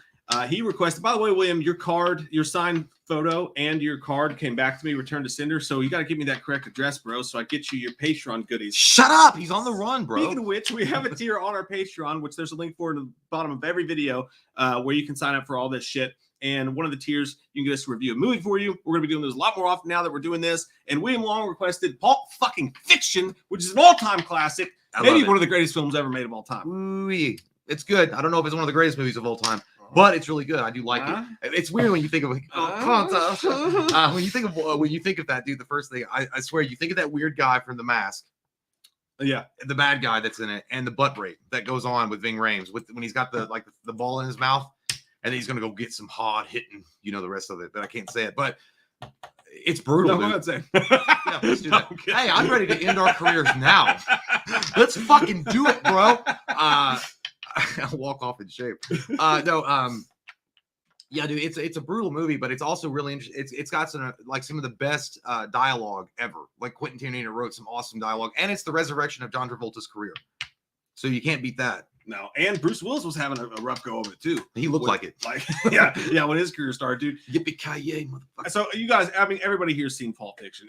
So the spoiler, what's the word? Statute of limitations of spoilers is way out the fucking window on this one. But if you haven't seen it, definitely watch it. There's nothing you could say to spoil that movie that you haven't either seen in pulp culture somewhere or that it's going to. Pulp Fiction is like the McDonald's of those kind of movies. It's literally everywhere. Yeah, it really fucking is, dude. It's an amazing fucking movie. But Quentin Tarantino, it was early in his career too, which it's surprising. He did it was after Reservoir Dogs. I think it was his second one. But then I did a spot in Four Rooms. I can't remember if that was before or after this. But either way, it was early in his career, and he was such a fucking talent that he was able to get all these people in this. John Travolta, fucking Samuel L. Jackson, fucking Uma Thurman. The cast is fucking crazy, insane. But it's one of the weirdest. I think this is the movie that everybody in fucking Hollywood tried to copy for years afterwards. Like the dialogue, nobody knew what to fucking make of it when it came out. You know what I mean? Like we were too young, I think, to watch it in theaters. But I just remember the first time I saw it, like these weird conversations that don't tie directly to a linear plot that are just fucking out there. But it's just in the same way of Dusk Till Dawn. It's just fucking cool. Yeah. You know what I mean? I think it was one of those highly intellectual films that you didn't see coming with a violent centerpiece to it. Because again, Quentin Tarantino writes intelligent dialogue, and that's what's really interesting and always like draw me to his films is that he can tell a story like the one just about two hitmen, but he's got like some awesome ass dialogue in it that it's like I don't know the observations and the narrative that they're setting and the way they're talking to each other. It feels fucking real. Like I'm not saying that Mike and I would never be that smart. Be like, man, I'm gonna go kill this fuck guy. Okay, man. Well, after this, you want to get like a heifer with cheese? He's like, yeah, let's go. But the way they talk to each other, the Samuel L. Jackson and John Travolta's relationship is fucking amazing. It's one of the best dynamics I've ever seen on screen. 100% the best, one of the best dynamics. It really is. And I think it was But I mean, it's not as good as Samuel L. Jackson and Bruce Willis in Die Hard with a Vengeance, but it's up there. Ooh, that was pretty fucking good. Yeah, that's a really good I mean, one. I actually, as much as I love that fucking movie, I would still have to take Pulp Fiction's dialogue over it because it was just different. It was out there. Like they're sitting up there. My favorite conversations after the Royale with Cheese part, where they're standing up there and they're talking about Marcellus Wallace's wife. When they're talking about the foot massage, that's my favorite dialogue I think of the whole movie because that really just sounds like two dudes talking. Like I said, where he's like, man, how you gonna throw a motherfucker off a roof for giving man's wife a foot massage? He was like, foot massage is a sensual thing. He's like, she knows it, he knows it, damn straight, Marcellus knows it, or whatever it was. But and then it's just fucking weird, dude. But like then you get the whole scene with Uma Thurman, which a lot of people don't like the Jack Rabbit black scene or whatever it was. Like what's the name of the place? Jack Rabbit something. Jack Rabbit, I think. Yeah, the classic scene where they're doing the fucking all it's that. All right. It's fine. She was kind of annoying to me, actually. Like, I actually did not like her. I'd be like, you're sort of rude, by the way. She was hot as fuck, though. And she was going to cheat on Marcellus. Yeah, I know. They were going to do it. When he's like, what do you call that uncomfortable silence? She's like, I don't know what you call it. I was like, I don't know what you want to say, Poison Ivy. Just crawl up in here and do it. She's trying to get you fucking killed. I know, it's crazy. She was trying to get John. But I love John Travolta's conversation he had with himself in the fucking bathroom, dude. Yeah. When he goes in the fucking bathroom and he's like, so many guys have been there, dude. So many guys have been in that exact position where he knows that she wants him, but he knows that he's going to fucking die. And he goes to the bathroom, he's talking to himself. He's like, you're going to go in, you're going to have your drink. He's like, you're not going to be rude. Finish your drink, but finish it quickly. He was like, go home, jerk off. It's like into the night. Dude, I was like, dude, everybody's had that conversation with themselves. Yes, exactly. I remember that one that was making out of that girl, and she said she was married to that fucking ex-Russian. And she's like, do you still want to make out? I was like, yes, of course. When I was like, I had to go to the bathroom. And dude, that's exactly the conversation you have in your head. It is. Dude. And then Andy Grammer comes. I was like, nah, honey, I'm good. I can have another, but I probably should not. Because, dude, yeah, exactly. Because as a dude, especially as a dude, like you're like a hot girl is like, I'm into you, like, but you know that they're with somebody that could whoop the fuck out of you or like get you killed, and you're like, but my dick says yes. it's like the God is telling me. Hey, listen, no. At that point, you are He-Man, and your wiener is like Skeletor on Snake Mountain, and you're trying to fight them. It's true. Dude. It really is. But yeah, it's amazing. That's what Quentin Tarantino is. Quentin Tarantino is really good, like at telling a psychological story. He gets inside like most people's heads and like brings it out in a way that I've never seen anybody else do it. Yeah, I've never seen anybody else do it, and that's why I always think Quentin Tarantino would be an amazing fucking director for something like Nightmare on Elm Street. Oh my god! Like just the idea of like of doing the dialogue, like oh my god, his Star Trek would have been amazing. Yeah, his Star Trek would have been amazing. But yeah, and okay, let's talk about Butch real quick. That whole scene, like I fucking hated. Butch is probably my least favorite character in the movie. Like Bruce Willis is badass. Like he's always good. Well, he used to always be good. Now it's fucking he'll suck your dick for a quarter. Now he's doing fucking Die Hard commercials, like fucking battery commercials. But back then, you know, and he did good in the movie. It was really interesting or whatever. But his girlfriend or whatever fucking annoyed the piss out of me. He's like, come on, sugar pop, let's go. And she's like, I want the pot belly. You want to give me that girl. Yeah, I want the pot belly, and then you take me to the store. And then but eventually he got mad at her fucking annoying. Yeah, God damn it, she got him fucking killed. Yeah. Like the one thing I asked you for is the fucking watch. Oh yeah, you got that whole thing. I loved it, but she got on my nerves. Hated that whole dialogue. I hated the woman at the very beginning in the Waffle House. Oh yeah, she got Ooh, I was like, just kill that bitch. Oh, and also the girl. Who was the guy? The boyfriend. Tim Roth. It's all right, honey bunny. Yeah, I love Tim Roth. Tim Roth is great. But same thing with the girl in the scene where he has to puncture her heart. Yeah. With the thing, the drug dealers, the heroin dealers. Yeah. His girlfriend, so fucking annoying, dude. When I was laughing my ass off when John Travolta's trying to do the thing, and he's like, what's the guy? He's like, get the needle. He's like, don't tell me what to do. You're in my house. He's like, just get the fucking needle. Like he's screwed up. Oh yeah, that dude. That from Butterfly Effect. Yeah. And then, but Courtney Love, by the way, said that Quentin Tarantino. Courtney Love said that Quentin Tarantino originally was going to cast her and Kurt Cobain in that scene. And they asked Quentin Tarantino about it. He's like, I've never fucking met either of them in my life. First off, Courtney Love, like, I never offered shit. Yeah, Courtney Love was dealing with like genital scabies. And on top of that, she was planning on killing her husband. So she just didn't have time for that. I'm sorry, I'm busy committing murder. Fucking idiot. But yeah, well, the thing I think it was funny is I would love to be in a room with Quentin Tarantino when he brings in actors and tells them what the role is. And he's like, all right, so this, and you know how he talks. So he's very like very quick and he's like telling you, it's like, yeah, it's gonna be great because what we're gonna do is we're gonna do, and then like you bring in Ving Rhames, and then Ving Rhames, what's my rule? What's my motivation, motherfucker? And he's like, all right, so what's gonna happen is, Ving, you're a big guy, and I know that you are, but what we're gonna do is we're gonna put you in a room. You're gonna get kidnapped, and then you're gonna get fucked in the butt. But then after that, by a racist revenge comes on. You know what I'm trying to show is that men can get raped too. You know what I'm saying? And you're gonna love it. You're gonna love and then the guy from the mask comes in. He's like, "Guess what? You're gonna get to fuck Ving Rhames in the ass." Need I say more? Yeah, but you know, it's say, man, am I gonna get an Oscar or what? He's like, "Hey, you put this fucking ball in my mouth," and you imagine rehearsing for that scene. You gotta put a what do they call a choker ball or whatever, and a gag ball in your mouth, and you got spit coming down, and this big hairy white dude. Yeah, I can't wait to experiment. This big hairy white dude from the mask comes up behind you. He's gonna butt fuck you. Yeah, and you're like, hey, you're supposed to be terrified. I don't think he actually butt fucked him though. Yeah, he did. There's no goddamn doubt. Why do you think he had the thing in his mouth so he couldn't scream? I mean, in the movie he did, but I don't think the actor actually butt fucked him. Well, I don't know what they did after the movie. I'm just talking about in the movie, dude, and it makes you. You know what's weird is, it just makes you feel disturbed. Yeah, that whole scene is disturbing as shit. Yeah, I don't know. Sick to watch. Yeah, it's like the same thing in the Butterfly Effect. When you watch the Butterfly Effect in certain scenes, like you're just like, oh god, damn. It's like that whole scene just makes you feel queasy. Yeah, dude. And it's not because of the butt fucking necessarily. It's just like it's rape. I mean, it's like rape in the middle of the goddamn day. Gimp comes out of the fucking treasure chest. Yeah, and like this fucking maniac, this goddamn leftover from Hellraiser walks up and comes. Yeah, that dude, and the dude in the corner's like, yeah, get it. He's like sweating dirt off the corner. It's just weird. I'm like, you know what it feels like? It feels like what goes on in like the trailers in between trailer spaces at a Leonard Skinner concert. It's like I didn't want to be here. Oh, dude, it really, dude, it makes you sick to your stomach. Like you ate bad chili. And that's the only thing I know. The movie's great overall, it really is. But for some reason, every single time I think of Pulp Fiction, I think of that scene. Yeah, it just fucks me up. Disconcerting, dude. It throws you off. Yeah, there's no doubt about that shit. But I don't know, man. Like that scene was wild, and I'm glad that those guys at least got what was coming to them. And like, because he fucking samurai swords their ass. I gotta say, Tarantino will be on that powder.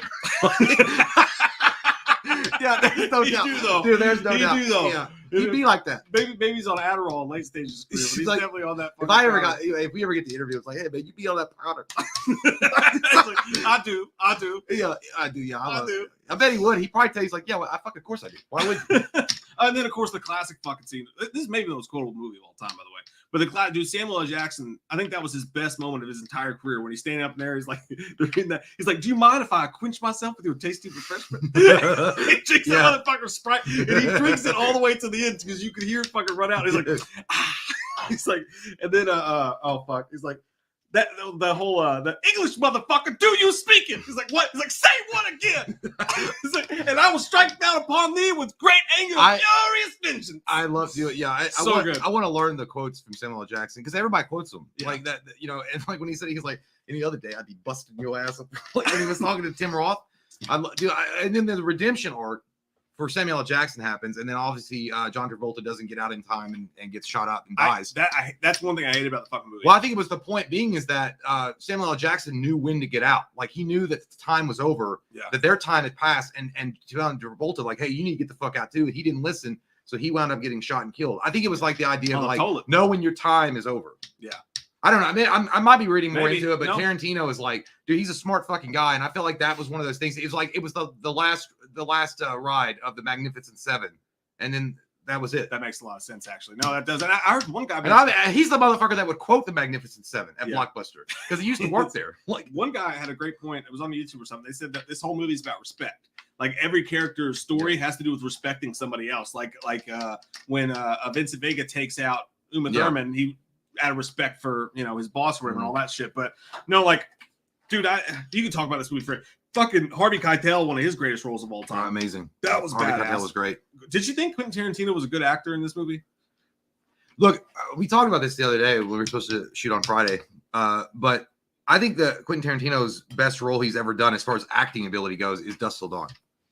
I don't think he was bad in this. I just feel like he was an overworked director. Like he actually was just being himself. I feel like that's how Quentin Tarantino is at like 8:30 in the morning when you wake him up before he's had his coffee. That's true. Probably just dropping N-words everywhere. He's probably just like mad. He was like, do not have fucking Folgers? What's going on? Uncaffeinated, you assholes. Those are my nice fucking towels. What is it called? I don't drink coffee. Uncaffeinated? What's that? Decaffeinated. Decaffeinated, yeah. But dude, it's a classic movie. It's a 10 out of 10 for me. I don't know what else to really fucking say about it. I would say it's a 10 too for me, but I think all of his movies are really 10s. Yeah, I've never really watched one of his. Well, Reservoir Dogs is a little slower. It's a little. I love Reservoir Dogs. Don't get me wrong; it's really great. I've never seen Jackie Brown. I've never watched it. Awesome. I know everybody says it's it, good. but I mean, if you look at like The Hateful Eight, fucking cute, great movie. It's long as fuck though. It's a slow build, but it's 9.5 for me. But my favorite one, I think this is your favorite one too, is Once Upon a Time in Hollywood. That's my favorite one, and I think Once Upon a Time in Hollywood's the first time I think since Pulp Fiction that he reached that level. Like all of his movies are great. Yeah. What's the one with Jamie Foxx in it? Django Unchained. That's I just watched that again recently. It's not bad. I haven't felt the need to go back and see it again, so I don't know how I feel. I feel like that's I'm not saying it's the weaker one, but it's not as high. Like you look at that, Inglourious Bastards is really fucking high. You haven't seen the Kill Bills yet either, have you? Those are really fucking like I didn't think I'd have an interest in them. I forgot he did them. Once you watch it, yeah. Once you watch them, you're like, oh, this is Quentin Tarantino. Yeah. Like I'm right there for it. But they're both really fucking good. But I think it's for me it's Pulp Fiction. For me it's Once Upon a Time in Hollywood, and then a close second to Pulp Fiction, and then everything else. Well, obviously we're wrong because a lot of you are saying Dead People Storage. It was amazing in Little Nicky. Little Nicky. I don't know. Oh no, his acting performances. I didn't know he was in Little Nicky. I didn't. The only one I remember him like being in the majority of the movie and not just a cameo was Dusk Till Dawn when he played Richie, and he played it just right. Like he played it perfectly, and I almost feel like, God damn man, you were born for that role. You were just like you're on it. Like, he's already got a foot fetish in real life, and he's weird. Just before about meeting a pussy. What'd you say? Because I would gladly do that for you. I'll take my retainer out while I tell you. Yeah, but I'm not. Obviously he's not. But yeah, it was great, and the dynamic between him and George Clooney was awesome. Yeah. Robert Rodriguez directed that though. I don't know. But Quentin Tarantino, I think he did say in an interview that he doesn't feel like he's an actor and he knows like he's shit or he doesn't really believe in his performance. But dude, I'm telling you, he didn't have to act for Richie. Like it was just fucking there. That's true. I think that was his best acting performance of all time too. But yeah, it's like Jesus Christ, Seth, she shot me in the hand. Comment down below or in the chat. What's your all's favorite Quentin Tarantino movie? What's your least favorite Quentin Tarantino movie? I'm gonna have to go with Django Unchained just because it's the only one. And I thought The Hateful Eight was really good. It's really long. I also still feel no need to go back and watch it. Like I don't know. Like if I want to watch Quentin Tarantino, I go to other movies because you just get the same feel from them. But I don't know. Maybe one day I will. But Adam Wright, and by the way, fucking thank you so much, William, for fucking being a Patreon. Hey, awesome fucking dude. Awesome. Great fucking pick for your Patreon pick. We fucking love you, man. Adam Wright says, hey guys, love your videos. Definitely need more Slender Man and Leatherface. Keep it up. You guys rock. We will do more. We will give it to you, Jim. Courtney Reed. What's up, Courtney? He says, can I get Mark Wahlberg discussing the Packers win? Yeah, I fucking wait. First off, Courtney, where the fuck were you on Scarefest? Where were you, Charles? We were waiting for you all day. I'm in this designated place behind the lockers. You never showed up. Cold as piss. You never showed up, but I still love you. Well, you know what happened is Aaron Rodgers came back from the COVID. I haven't done this in a fucking while. I sound more like fucking Donnie than I do. You sound like you've been smoking a lot of cigarettes, Mark. Yeah, motherfucking Aaron Rodgers came back from COVID. Russell Wilson came back. He had a hurt fucking finger, but nobody gave a shit. He made a fucking video about it on goddamn Twitter. They're like, you hurt your fucking fingers. Quit being a pussy. Get out there on the fucking football field and show us what you can fucking do. Aaron Rodgers didn't have that good of a game. Everybody shitting on him saying they should go with Jordan Love. But you know what? Packers win 17-0. That fucking defense is fucking top notch. Don't you fuck with that defense. I'd finger that fucking defense on a fucking roller coaster any day of the fucking week. Let me tell you that, Mike McCarthy. Would it taste like COVID? Yeah, I would. I'd fucking smell Would it taste like COVID, I don't give Aaron? a shit if he's fucking vaccinated or not. Did it taste like COVID? Did they win 17-0? 17-0, yeah. Who'd they play? Seahawks of Milwaukee. Milwaukee, meaning the good land. The Milwaukee Seahawkins. Dirk Hall says Mark Wahlberg is a Patriots fan. You fucking loser. Yeah, well, whatever. Yeah, he loves some fucking Tom Brady. He loves Boston. I know he does love Tom Brady. Oh, yeah, he does. System Honor says, put some respect on Death Proof. I know, Death Proof was really good. One. Yeah. Kurt Russell's fucking amazing in those movies. Foot fetish throughout. Always foot fetish. Always the foot fetish. And Margot Robbie's feet in Once Put on Hollywood, fucking gross. I liked it. Dude, they're all dirty and shit. You know they smell like toe jam. I'd suck them. God damn. I'd suck them. Dude, you're going to get like fucking staph infection. Everybody's feet was dirty. No, but dude, she's white. I know, but if you saw those dirty ass feet, she's hot as shit, and you looked at her face, and it went down all the way to her feet, you're like, oh, fuck. You know she's got goddamn athlete's foot. Jake Messman, thanks, man. Says, I almost pooped when I saw Chris Nelson pop up in Kill Bill. Watched it for the first time a few months ago. Yeah, he did the special effects in that movie, dude. You guys don't even know. Fucking look at Christopher Nelson's goddamn filmography. This shit's fucking He was insane. in Kill Bill. I guess he popped up in it. I don't remember. Whatever. But... He's just like so nonchalant about it. He doesn't bring it up. Yeah, like thanks for the invite, dude. Can you hook us up with Quentin Tarantino interview? No. Oh shit. Iron Baron says say goodbye to Aaron Rodgers after this season. I'm like, yeah, I know. Yeah, he's in some deep shit. He's in some deep duty. But yeah, so okay. The last thing that we have to talk about on this fucking evening is No Time to Die. We haven't talked about this movie fucking at all. We were late as shit seeing it. Yeah. And I loved it, man. Thankfully, Jay rented it. Yeah. Spent the $20. I rented it. And I just sold Actually, it wasn't. I didn't want to. But my brother was like, dude, can you please rent it? Can you please, bro? I'm like, are you gonna he's like, I'll give you half. Which I was like, $10 to him means like 10 pesos. It never happens. It's all bullshit. It's under the fucking radar. But no, I rented it, and I gotta be honest, I wasn't gonna watch it because I knew that he wanted to watch it, my brother, and then Mike was gonna watch it. And I was like, yeah, I don't know. I watched it, dude. I cried. I didn't think I would. My brother was group messaging us and said he cried. Spoilers, by the way. We're gonna spoil the shit out of this. But yeah, dude, I fucking cried. I mean, goddamn, James Bond dies. Like he dies. They kill him on an island, but there was something about it, dude. It was like the finality of, like, to me, I felt like I was watching something similar to Logan, like the way that Logan was.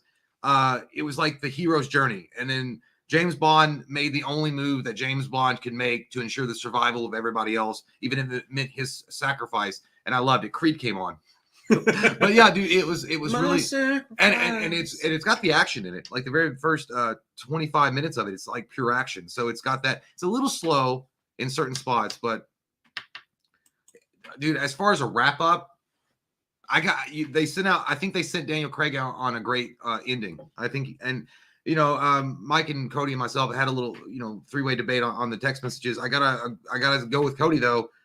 If you're gonna end the James Bond, Daniel Craig era, that's the way to do it. I mean, of course, it would be cool for him to walk off and do like, you know, he survived or whatever, but he never wanted to come back ever again. And that was it. That he's done. Just like Hugh Jackman wanted to end the character of Wolverine. Mm-hmm. So it's over. Will allow me to retort. Tell me some more. I fucking hated the ending of this goddamn movie. You are a piece of I fucking hated this movie so much. Not the movie. Like, okay, the movie itself was fucking great.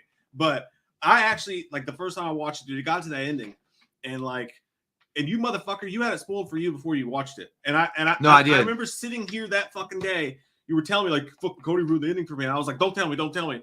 And you were like, we're talking about how it made him cry, and I was like, I wasn't looking at you because I didn't want to fucking. I was sitting here on my phone doing this, and I was like, I don't know why it made him cry. I mean, it's not like they're gonna kill James Bond. I'm glad you didn't make eye contact. And yeah, I know. I felt your fucking silence, and I was like, I'm not gonna look at him right now. I'm not gonna fucking look at him right now. I thought we were breaking up. I was looking away, like, dude. But I watched it, and then I'm loving the fucking movie. Like, I'm loving the shit out of the entire movie so much. And I get to that part, and he's like, she's like, he has your eyes, James. He's like, I know. Yeah, I know. And those fucking missiles come down. I'm like, dude, pull out a shield or something. Like, stop. Like, this can't fucking get happen. the Magneto shield. And already knowing that it made you guys fucking cry when the missiles came down and he's talking to her, I'm like, yeah, you can't fucking kill James Bond, dude. Like, you cannot kill James Bond. No one's ever done it before in any of the fucking James Bond movies. Yeah. It's not the way these movies fucking work. Like, they just don't do that. You just don't do that. Well, you don't do it. I think what happened is I think that they were having a hard time getting Daniel Craig back in an agreement at all to come back after Spectre. And they probably did the Harrison Ford promise, like, listen, we'll kill your character off, so there's no possible way that they're going to ever, like, sneak you back onto the set as James Bond. He didn't want to do the Sean Connery thing. It's not like they can, like, it's not like they can saw him in his sleep and, like, pick him up with a pig mask and make him. It doesn't matter. To him, he was like, I'm done. I don't want to do it anymore. I want it to end on the way I want it to end. Like, I feel like the way, and of course, I don't believe this. Someone said they had the ending planned out from Casino Royale. I don't believe that at all. Like, I read that somewhere. No, because Spectre was supposed to be the last movie for him. Yeah, and the way that Spectre ended, I was like, all right, well, that's weird because that was supposed to be his last movie, and he just walks away and then he disappears, and you're like, well, that's like he just wouldn't disappear. That's the ending I want. But I mean, it leaves too many questions in the air. I think what Daniel Craig was saying is like, the hero's journey from where he started. He wasn't even 00 in Casino Royale. And he goes from being immature and not really knowing how to handle his his MI6 status to where he is as the ultimate hero. And then he makes the ultimate sacrifice. It sucks and it's fucking, and it never has been done before. But again, maybe he didn't want to be a running joke like Roger Moore or some like fucking Sean. Not that Sean Connery was a running joke, but I'm just saying Sean Connery came back and did like 8 films. Well, what I'm saying though, I don't have any problem with him ending Daniel Craig's storyline. Like Yeah. they should have. He was done, so they should have ended it. Yeah. But my whole take, the reason that they shouldn't kill him is you've never killed Bond off before. It's like in 25, 26 movies now, you've just never done that before. You've moved seamlessly between Roger Moore, fuck Roger Moore, but you moved seamlessly. You fucked him? I did fuck with his clown No, makeup. I fucking hate Roger Moore. I know, but he's terrible. between Sean Connery, between Timothy Dalton, between all these guys, Pierce Brosnan, you've always moved seamlessly between them, and you've never had to kill him off for like street cred or some shit. Like and they were trying to impress the lords. you know, they're trying to impress the lords. Street cred for like I know what you for mean. wow factor. Yeah. Like get people talking and shit like that. I feel like that was what it's for. And not just that, but what really pisses me off about the character is I get it. Like he should have had a definite definitive ending. Because like I think Cody said this, it's okay because Daniel Craig deserved his story to have a beginning and an end. Yeah. And I totally agree with that. That's absolutely true. But what pisses me off is that he went through fucking hell in these movies. Like he went through hell. Yeah. I think he got his nuts fucking hit with a rock. He pretty much said that he had a fucking guy undercover. He said, "Don't tell me about like, Quantum. I haven't seen Quantum." Okay, well, I don't think. But he said, women. He's been through hell. Like, he's been through everything. And at the end of the movie, I would have just liked to see him. I would have liked to have seen him get to walk off into the sunset with his wife and his child. And even fake his death, maybe fake his death, and have him fake his death. Yeah, you can make it final so that he can never come back as James Bond, and then you just move on another way. You don't have to kill him off. The saddest thing about it is after all this shit that he went through, this whole hero's journey, there was no fucking end of the rainbow for him. He just he gets to be happy for 30 seconds and then he dies. Yeah, thank God he doesn't have to pay child support. It makes all of his plot. You know what? He's like, I got to know her for 5 seconds and I don't have to pay child support. I thought of this the whole time. Once I knew he was going to die and I watched it the second time, I thought of it the whole time. Because remember, he's like, they're like, you got to get out of there. He's like, no, I'm good. He's like, I'm good. He's casually like turned the shields back off and he was just like chilling. I was like, that motherfucker so badly doesn't want to be a dad that he's just going to. That's what I'm saying. Like he was like, fuck this. That was like Maury Povich. Like you are the father. He's like, guess what? I got a backdoor, bitch. But no, listen. Here's the thing. I just want him to have a happy ending. I know, but that's not. I feel like okay, but the first that's never been done before. And these were all connected stories. That's never been done. 5 movies that are all connected, beginning from Casino to the end. Yeah. That's never been done. So it's one story. Yeah. That's it. And I think that the idea behind this particular version of James Bond is that Daniel Craig's James Bond was supposed to be the tragic hero that never got to keep the happy ending. Blofeld says the same thing pretty much to the extent that what a pair they make at the very in this movie, that they both are tragic heroes in their own respect. He goes, I broke you, I took you down, I made you turn against the one person that you love. He goes, it's mid-gems, the author of Audio Pen. Do you like Mentos? But I feel like the idea behind Daniel Craig's James Bond is that there was never going to be a happy ending. He always got close to it. If you remember, every movie his fucking bitch got killed, or he had some problem every movie. Yeah. So he was already destined to be tragic. But the way I like to look at it is that he did get the hero send off because he sacrificed his life not only just to save the one he loved, but he also saved the world. And that's the way that James Bond. If you go out like a badass motherfucker, like go out and okay. For example, it's the same thing, which they could have done this, but I feel like it would have cheapened it in The Dark Knight Rises. When Batman goes off and stops the nuclear bomb and he blows up and you think he's dead. Yeah, but he's not. But I feel like it's still cheap. I feel like it's a cheap thing. I mean, if you first of all, I didn't like the whole Robin ending, but if that was the way they were going to end it and like a new generation was going to take over, fine. I'll be like, all right, cool. The Robin thing went nowhere, so it was kind of dumb. But like Michael Caine seeing him at a dinner, it was exactly what I'm talking about because he gets to walk off into the sunset, he gets a happy ending, but he's no longer Batman. They could have done that exact same thing with James Bond. I feel like what the director was thinking of, and I think that the movie runners were thinking, and maybe even Daniel Craig himself was like, they're not going to let me go. As far as like fans of the James Bond, the Daniel Craig, the only definitive way for me to really give my impact statement or something like what is I have to die. That's fair.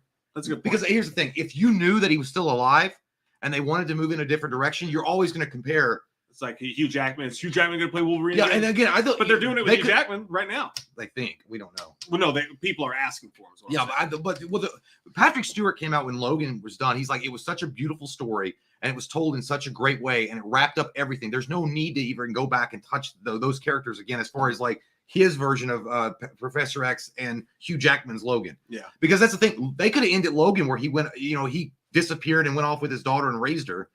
But that would have been, it would have taken away from the hero's journey. Now, I think Logan should have died. Well, but I feel like Daniel Craig's James Bond, I feel like it makes sense that he died. I think I would have loved that. Yes, obviously, I want the happy ending too. But I mean, at the same time, I get what they were going for. Those tragedies are. I get what they were going for. I just don't. There was an out. There was an out. I don't know. There was an out, but fuck it. Agree, disagree. But overall, the movie's great. The movie is great overall. It's actually action packed from beginning to end. It's not as stylish as Skyfall or Casino Royale. No.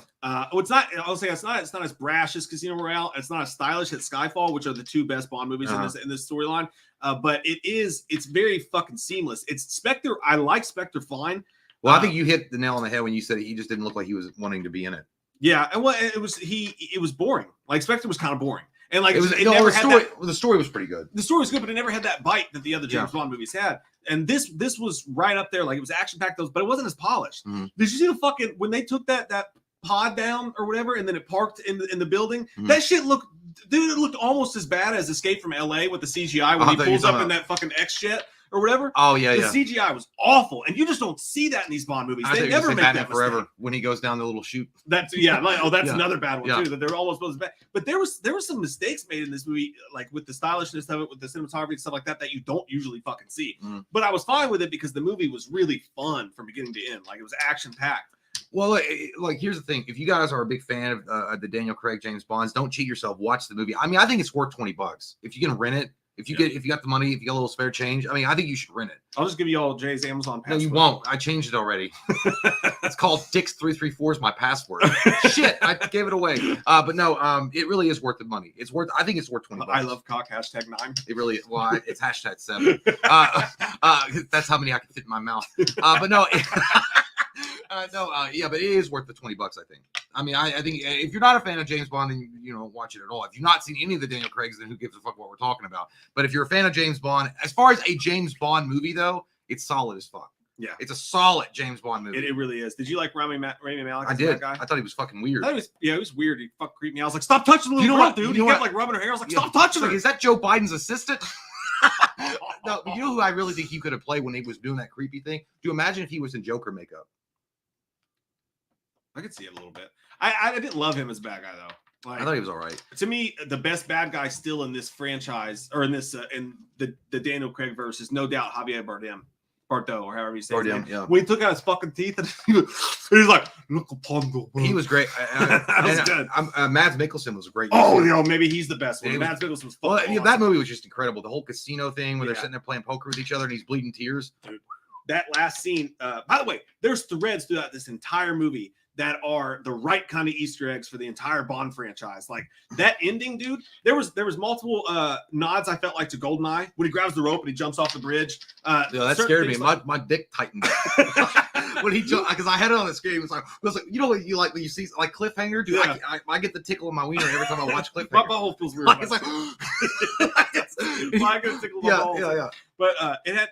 When he's walking down the tunnel and he turns and shoots, it's that circle thing. There's tiny little Easter eggs, and there's another one where he throws himself down the steps. That guy jumps on his back when he reaches the control room. He throws himself on his back down the steps. That was from Casino Royale. I felt like there was a lot of nods to the other movies, but I think Mads Mikkelsen's the best. I think he may be. Yeah. He's not. But he's not as threatening. He's more of like the guy that just. Miss Battery just died. Oh my God! Why? I'll replace it real quick. Camera's on you. Oh, God damn, it's nice to see you all. Let me tell you something next Saturday night. I'm coming with the thunder and the lightning. You think that Hulk Hogan can hold the title? Can't hold his own balls because they're so old. No, it's like, that's not going to make it to air. Can you do another promo? And I don't know if you're trying to do Macho Man, but it's a ripoff. What the fuck? Why is the camera zoomed in on hey, look, a big black dick. Hang on, it's not this. It's it's this one. It's on this. Look. Why is this? It's on this one. Oh, all of a sudden that one decided to work. Oh. Why the fuck is that doing that? That was weird. Hang on. God, my stomach. Heartburn. There, it's back. Oh. We lost like 40 viewers, but that's okay. Oh, I zoomed it out.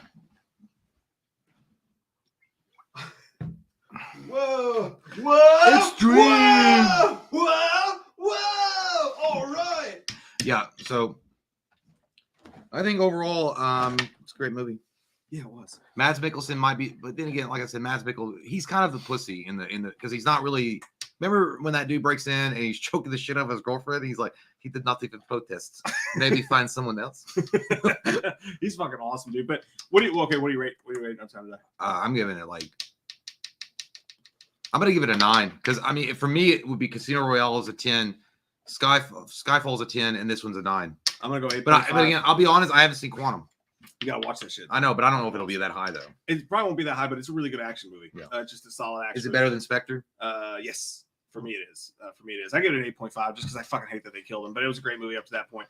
Let us get to some super chats. And then there's some news that just came out, which is another reason why we decided to do the streams like this is because we could be here when breaking news happens. That has happened, Jay. Okay. The news has come from asunder. From the temples of the Majesty's Island, it has sunken into our depths. Anthony Stamp says, sorry I'm late. Work's been really fucking us over. Are you guys excited for the No Way Home trailer tomorrow? We talked about that a little bit. Excited for it, but kind of annoyed at all the fucking habdadgery Speculation going on, yeah. For sure, man. But I mean, yeah, we're going to watch it. Oh, yeah. Foxhound. Thank you, my friend. We appreciate that. That's nice one. I like your Metal Gear Solid picture in your fucking make. Look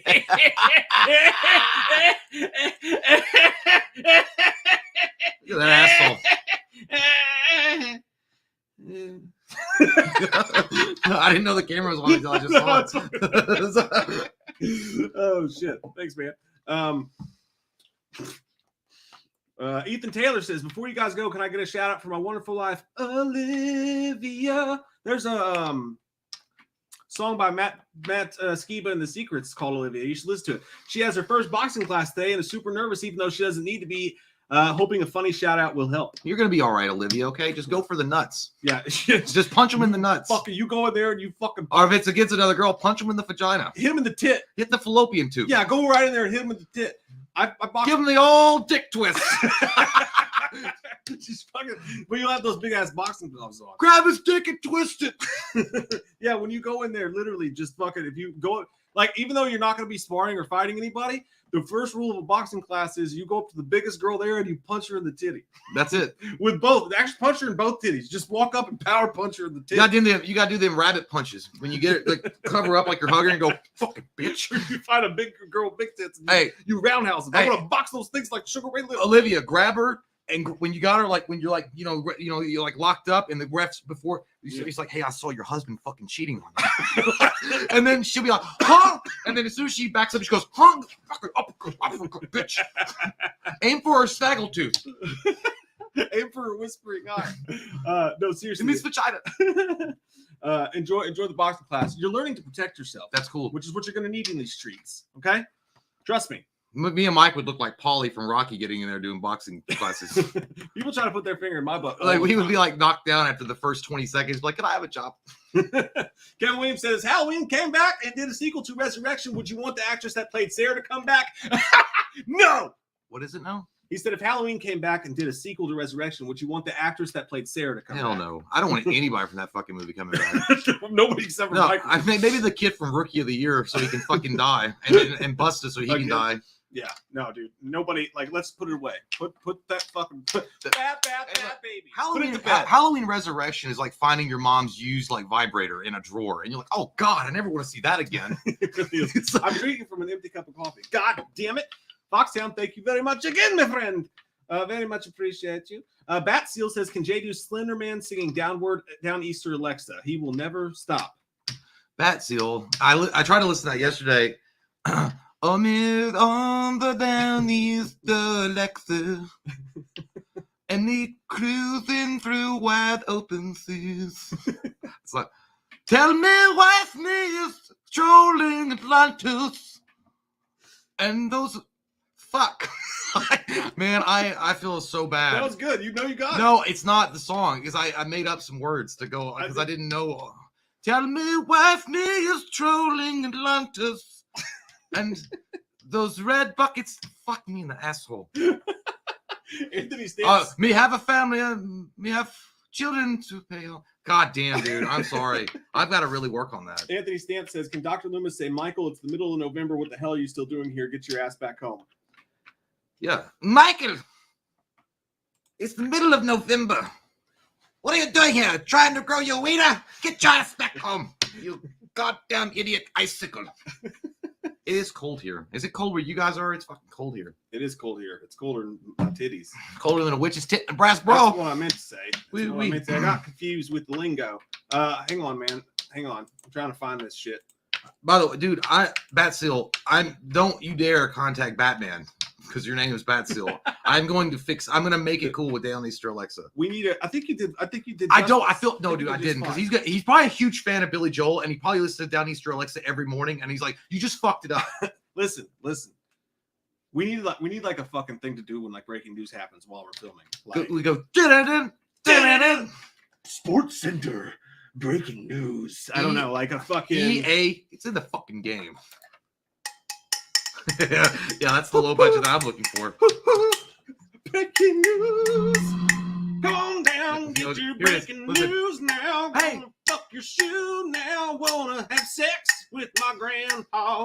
That sounds great. Oh, sorry, that was a personal no, look, song. we just do this. We'll do like this.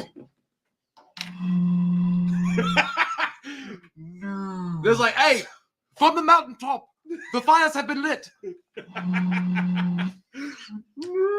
And now the yak. All right, I'm gonna share my screen with cheese again. Okay. Oh yeah. Damn, Vanessa said it's 80 degrees in Fort Worth. Holy shit. Well, why don't you brag about it? Don't look at it yet. Oh, damn, dude. Don't look at it yet. I saw the title. God damn it. I saw the title. Fuck! Pumpkinhead. Paramount players conjuring a remake of Stan Winston's classic. Ooh. They're remaking fucking Pumpkinhead. Kind of scared because if they go CG route with that, it's going to be trash. Let's see what they say about it.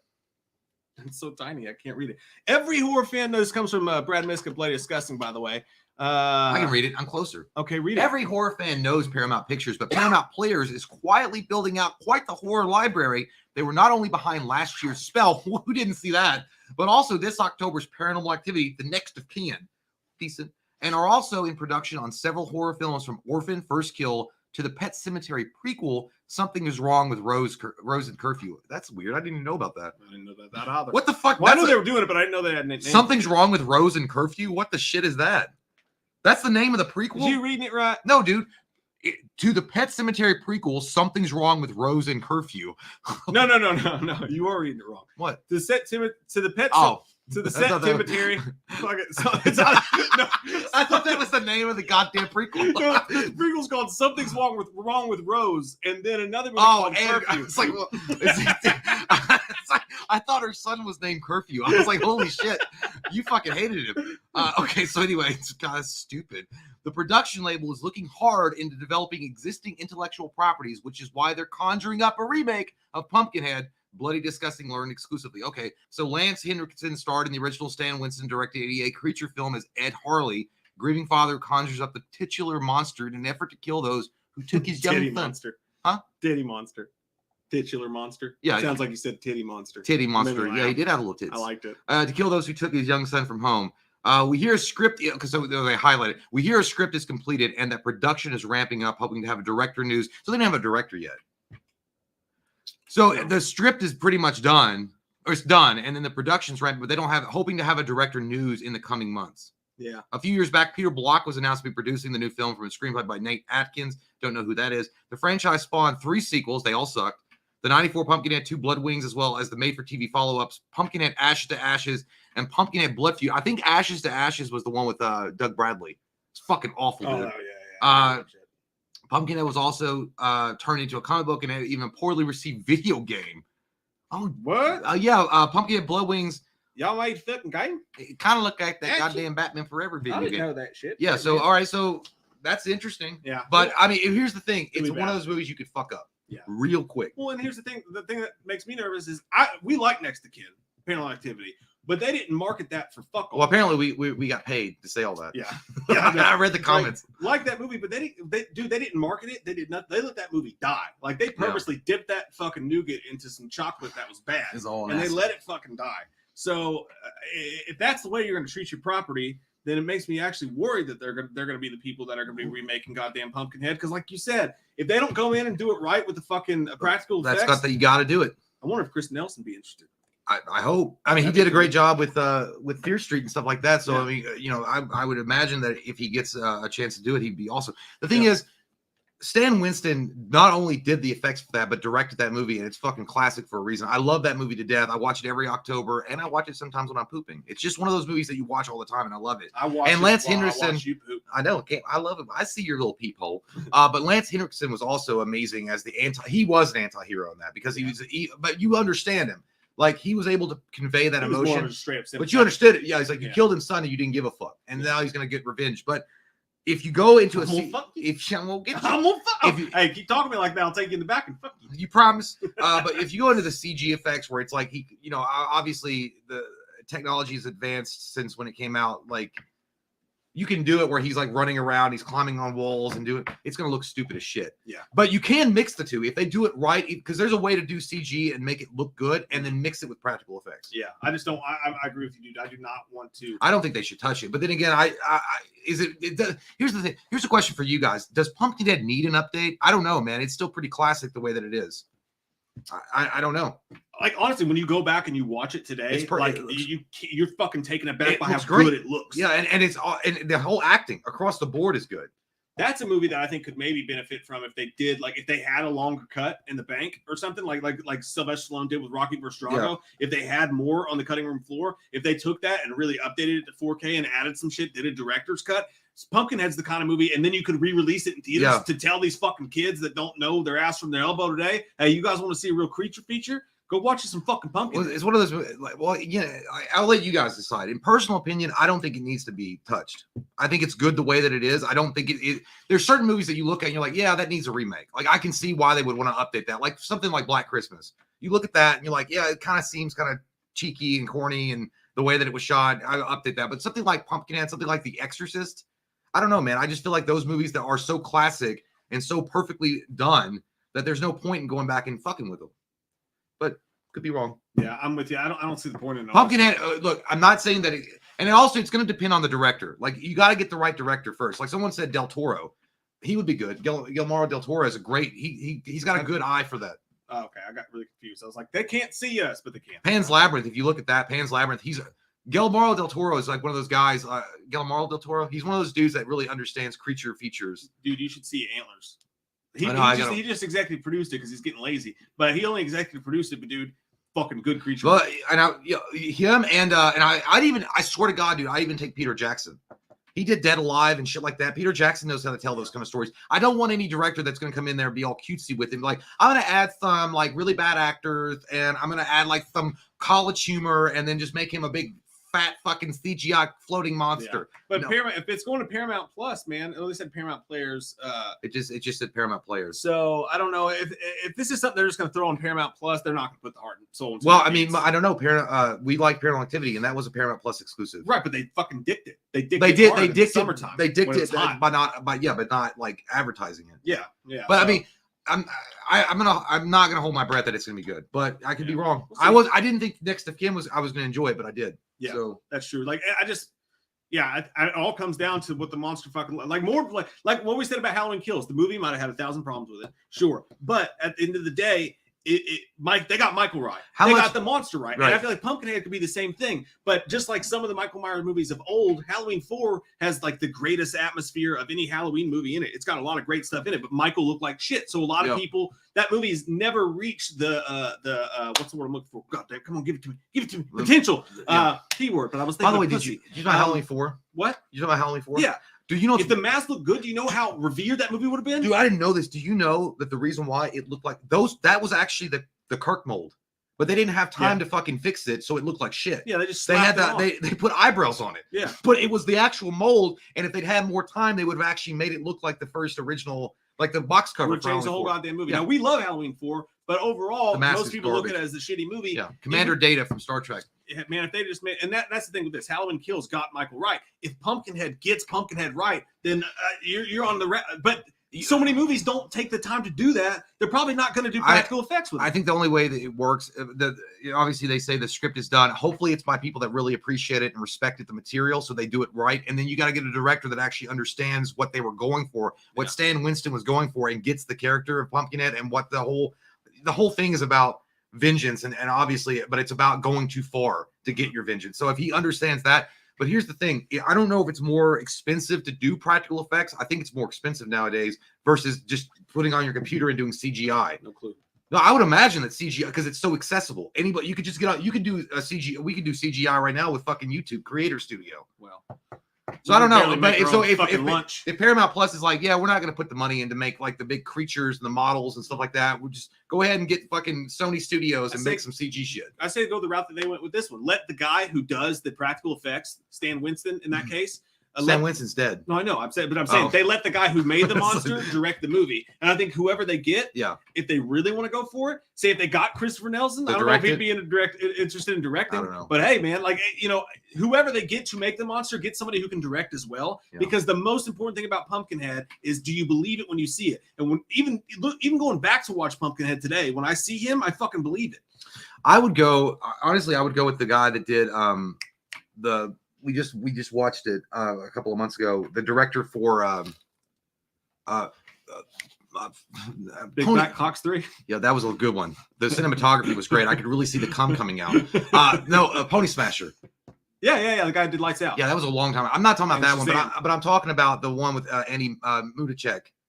Son, the director. He didn't direct that. No, he didn't. I'm saying the director of that could do that. Yeah, because that's a creepy ass fucking movie. Yeah, or an up and coming director that has those, you know. But or Mike P. Nelson could probably make a good Pumpkinhead movie. The guy that did the new. We're just trying to say that so Mike will come back on, but but I think that's what it comes down to. It's all in how they do the monster with Pumpkinhead, whether or not they should do it again. But at the end of the day, do they really need to do it anyway? Probably fucking not. Mm-hmm. But hey.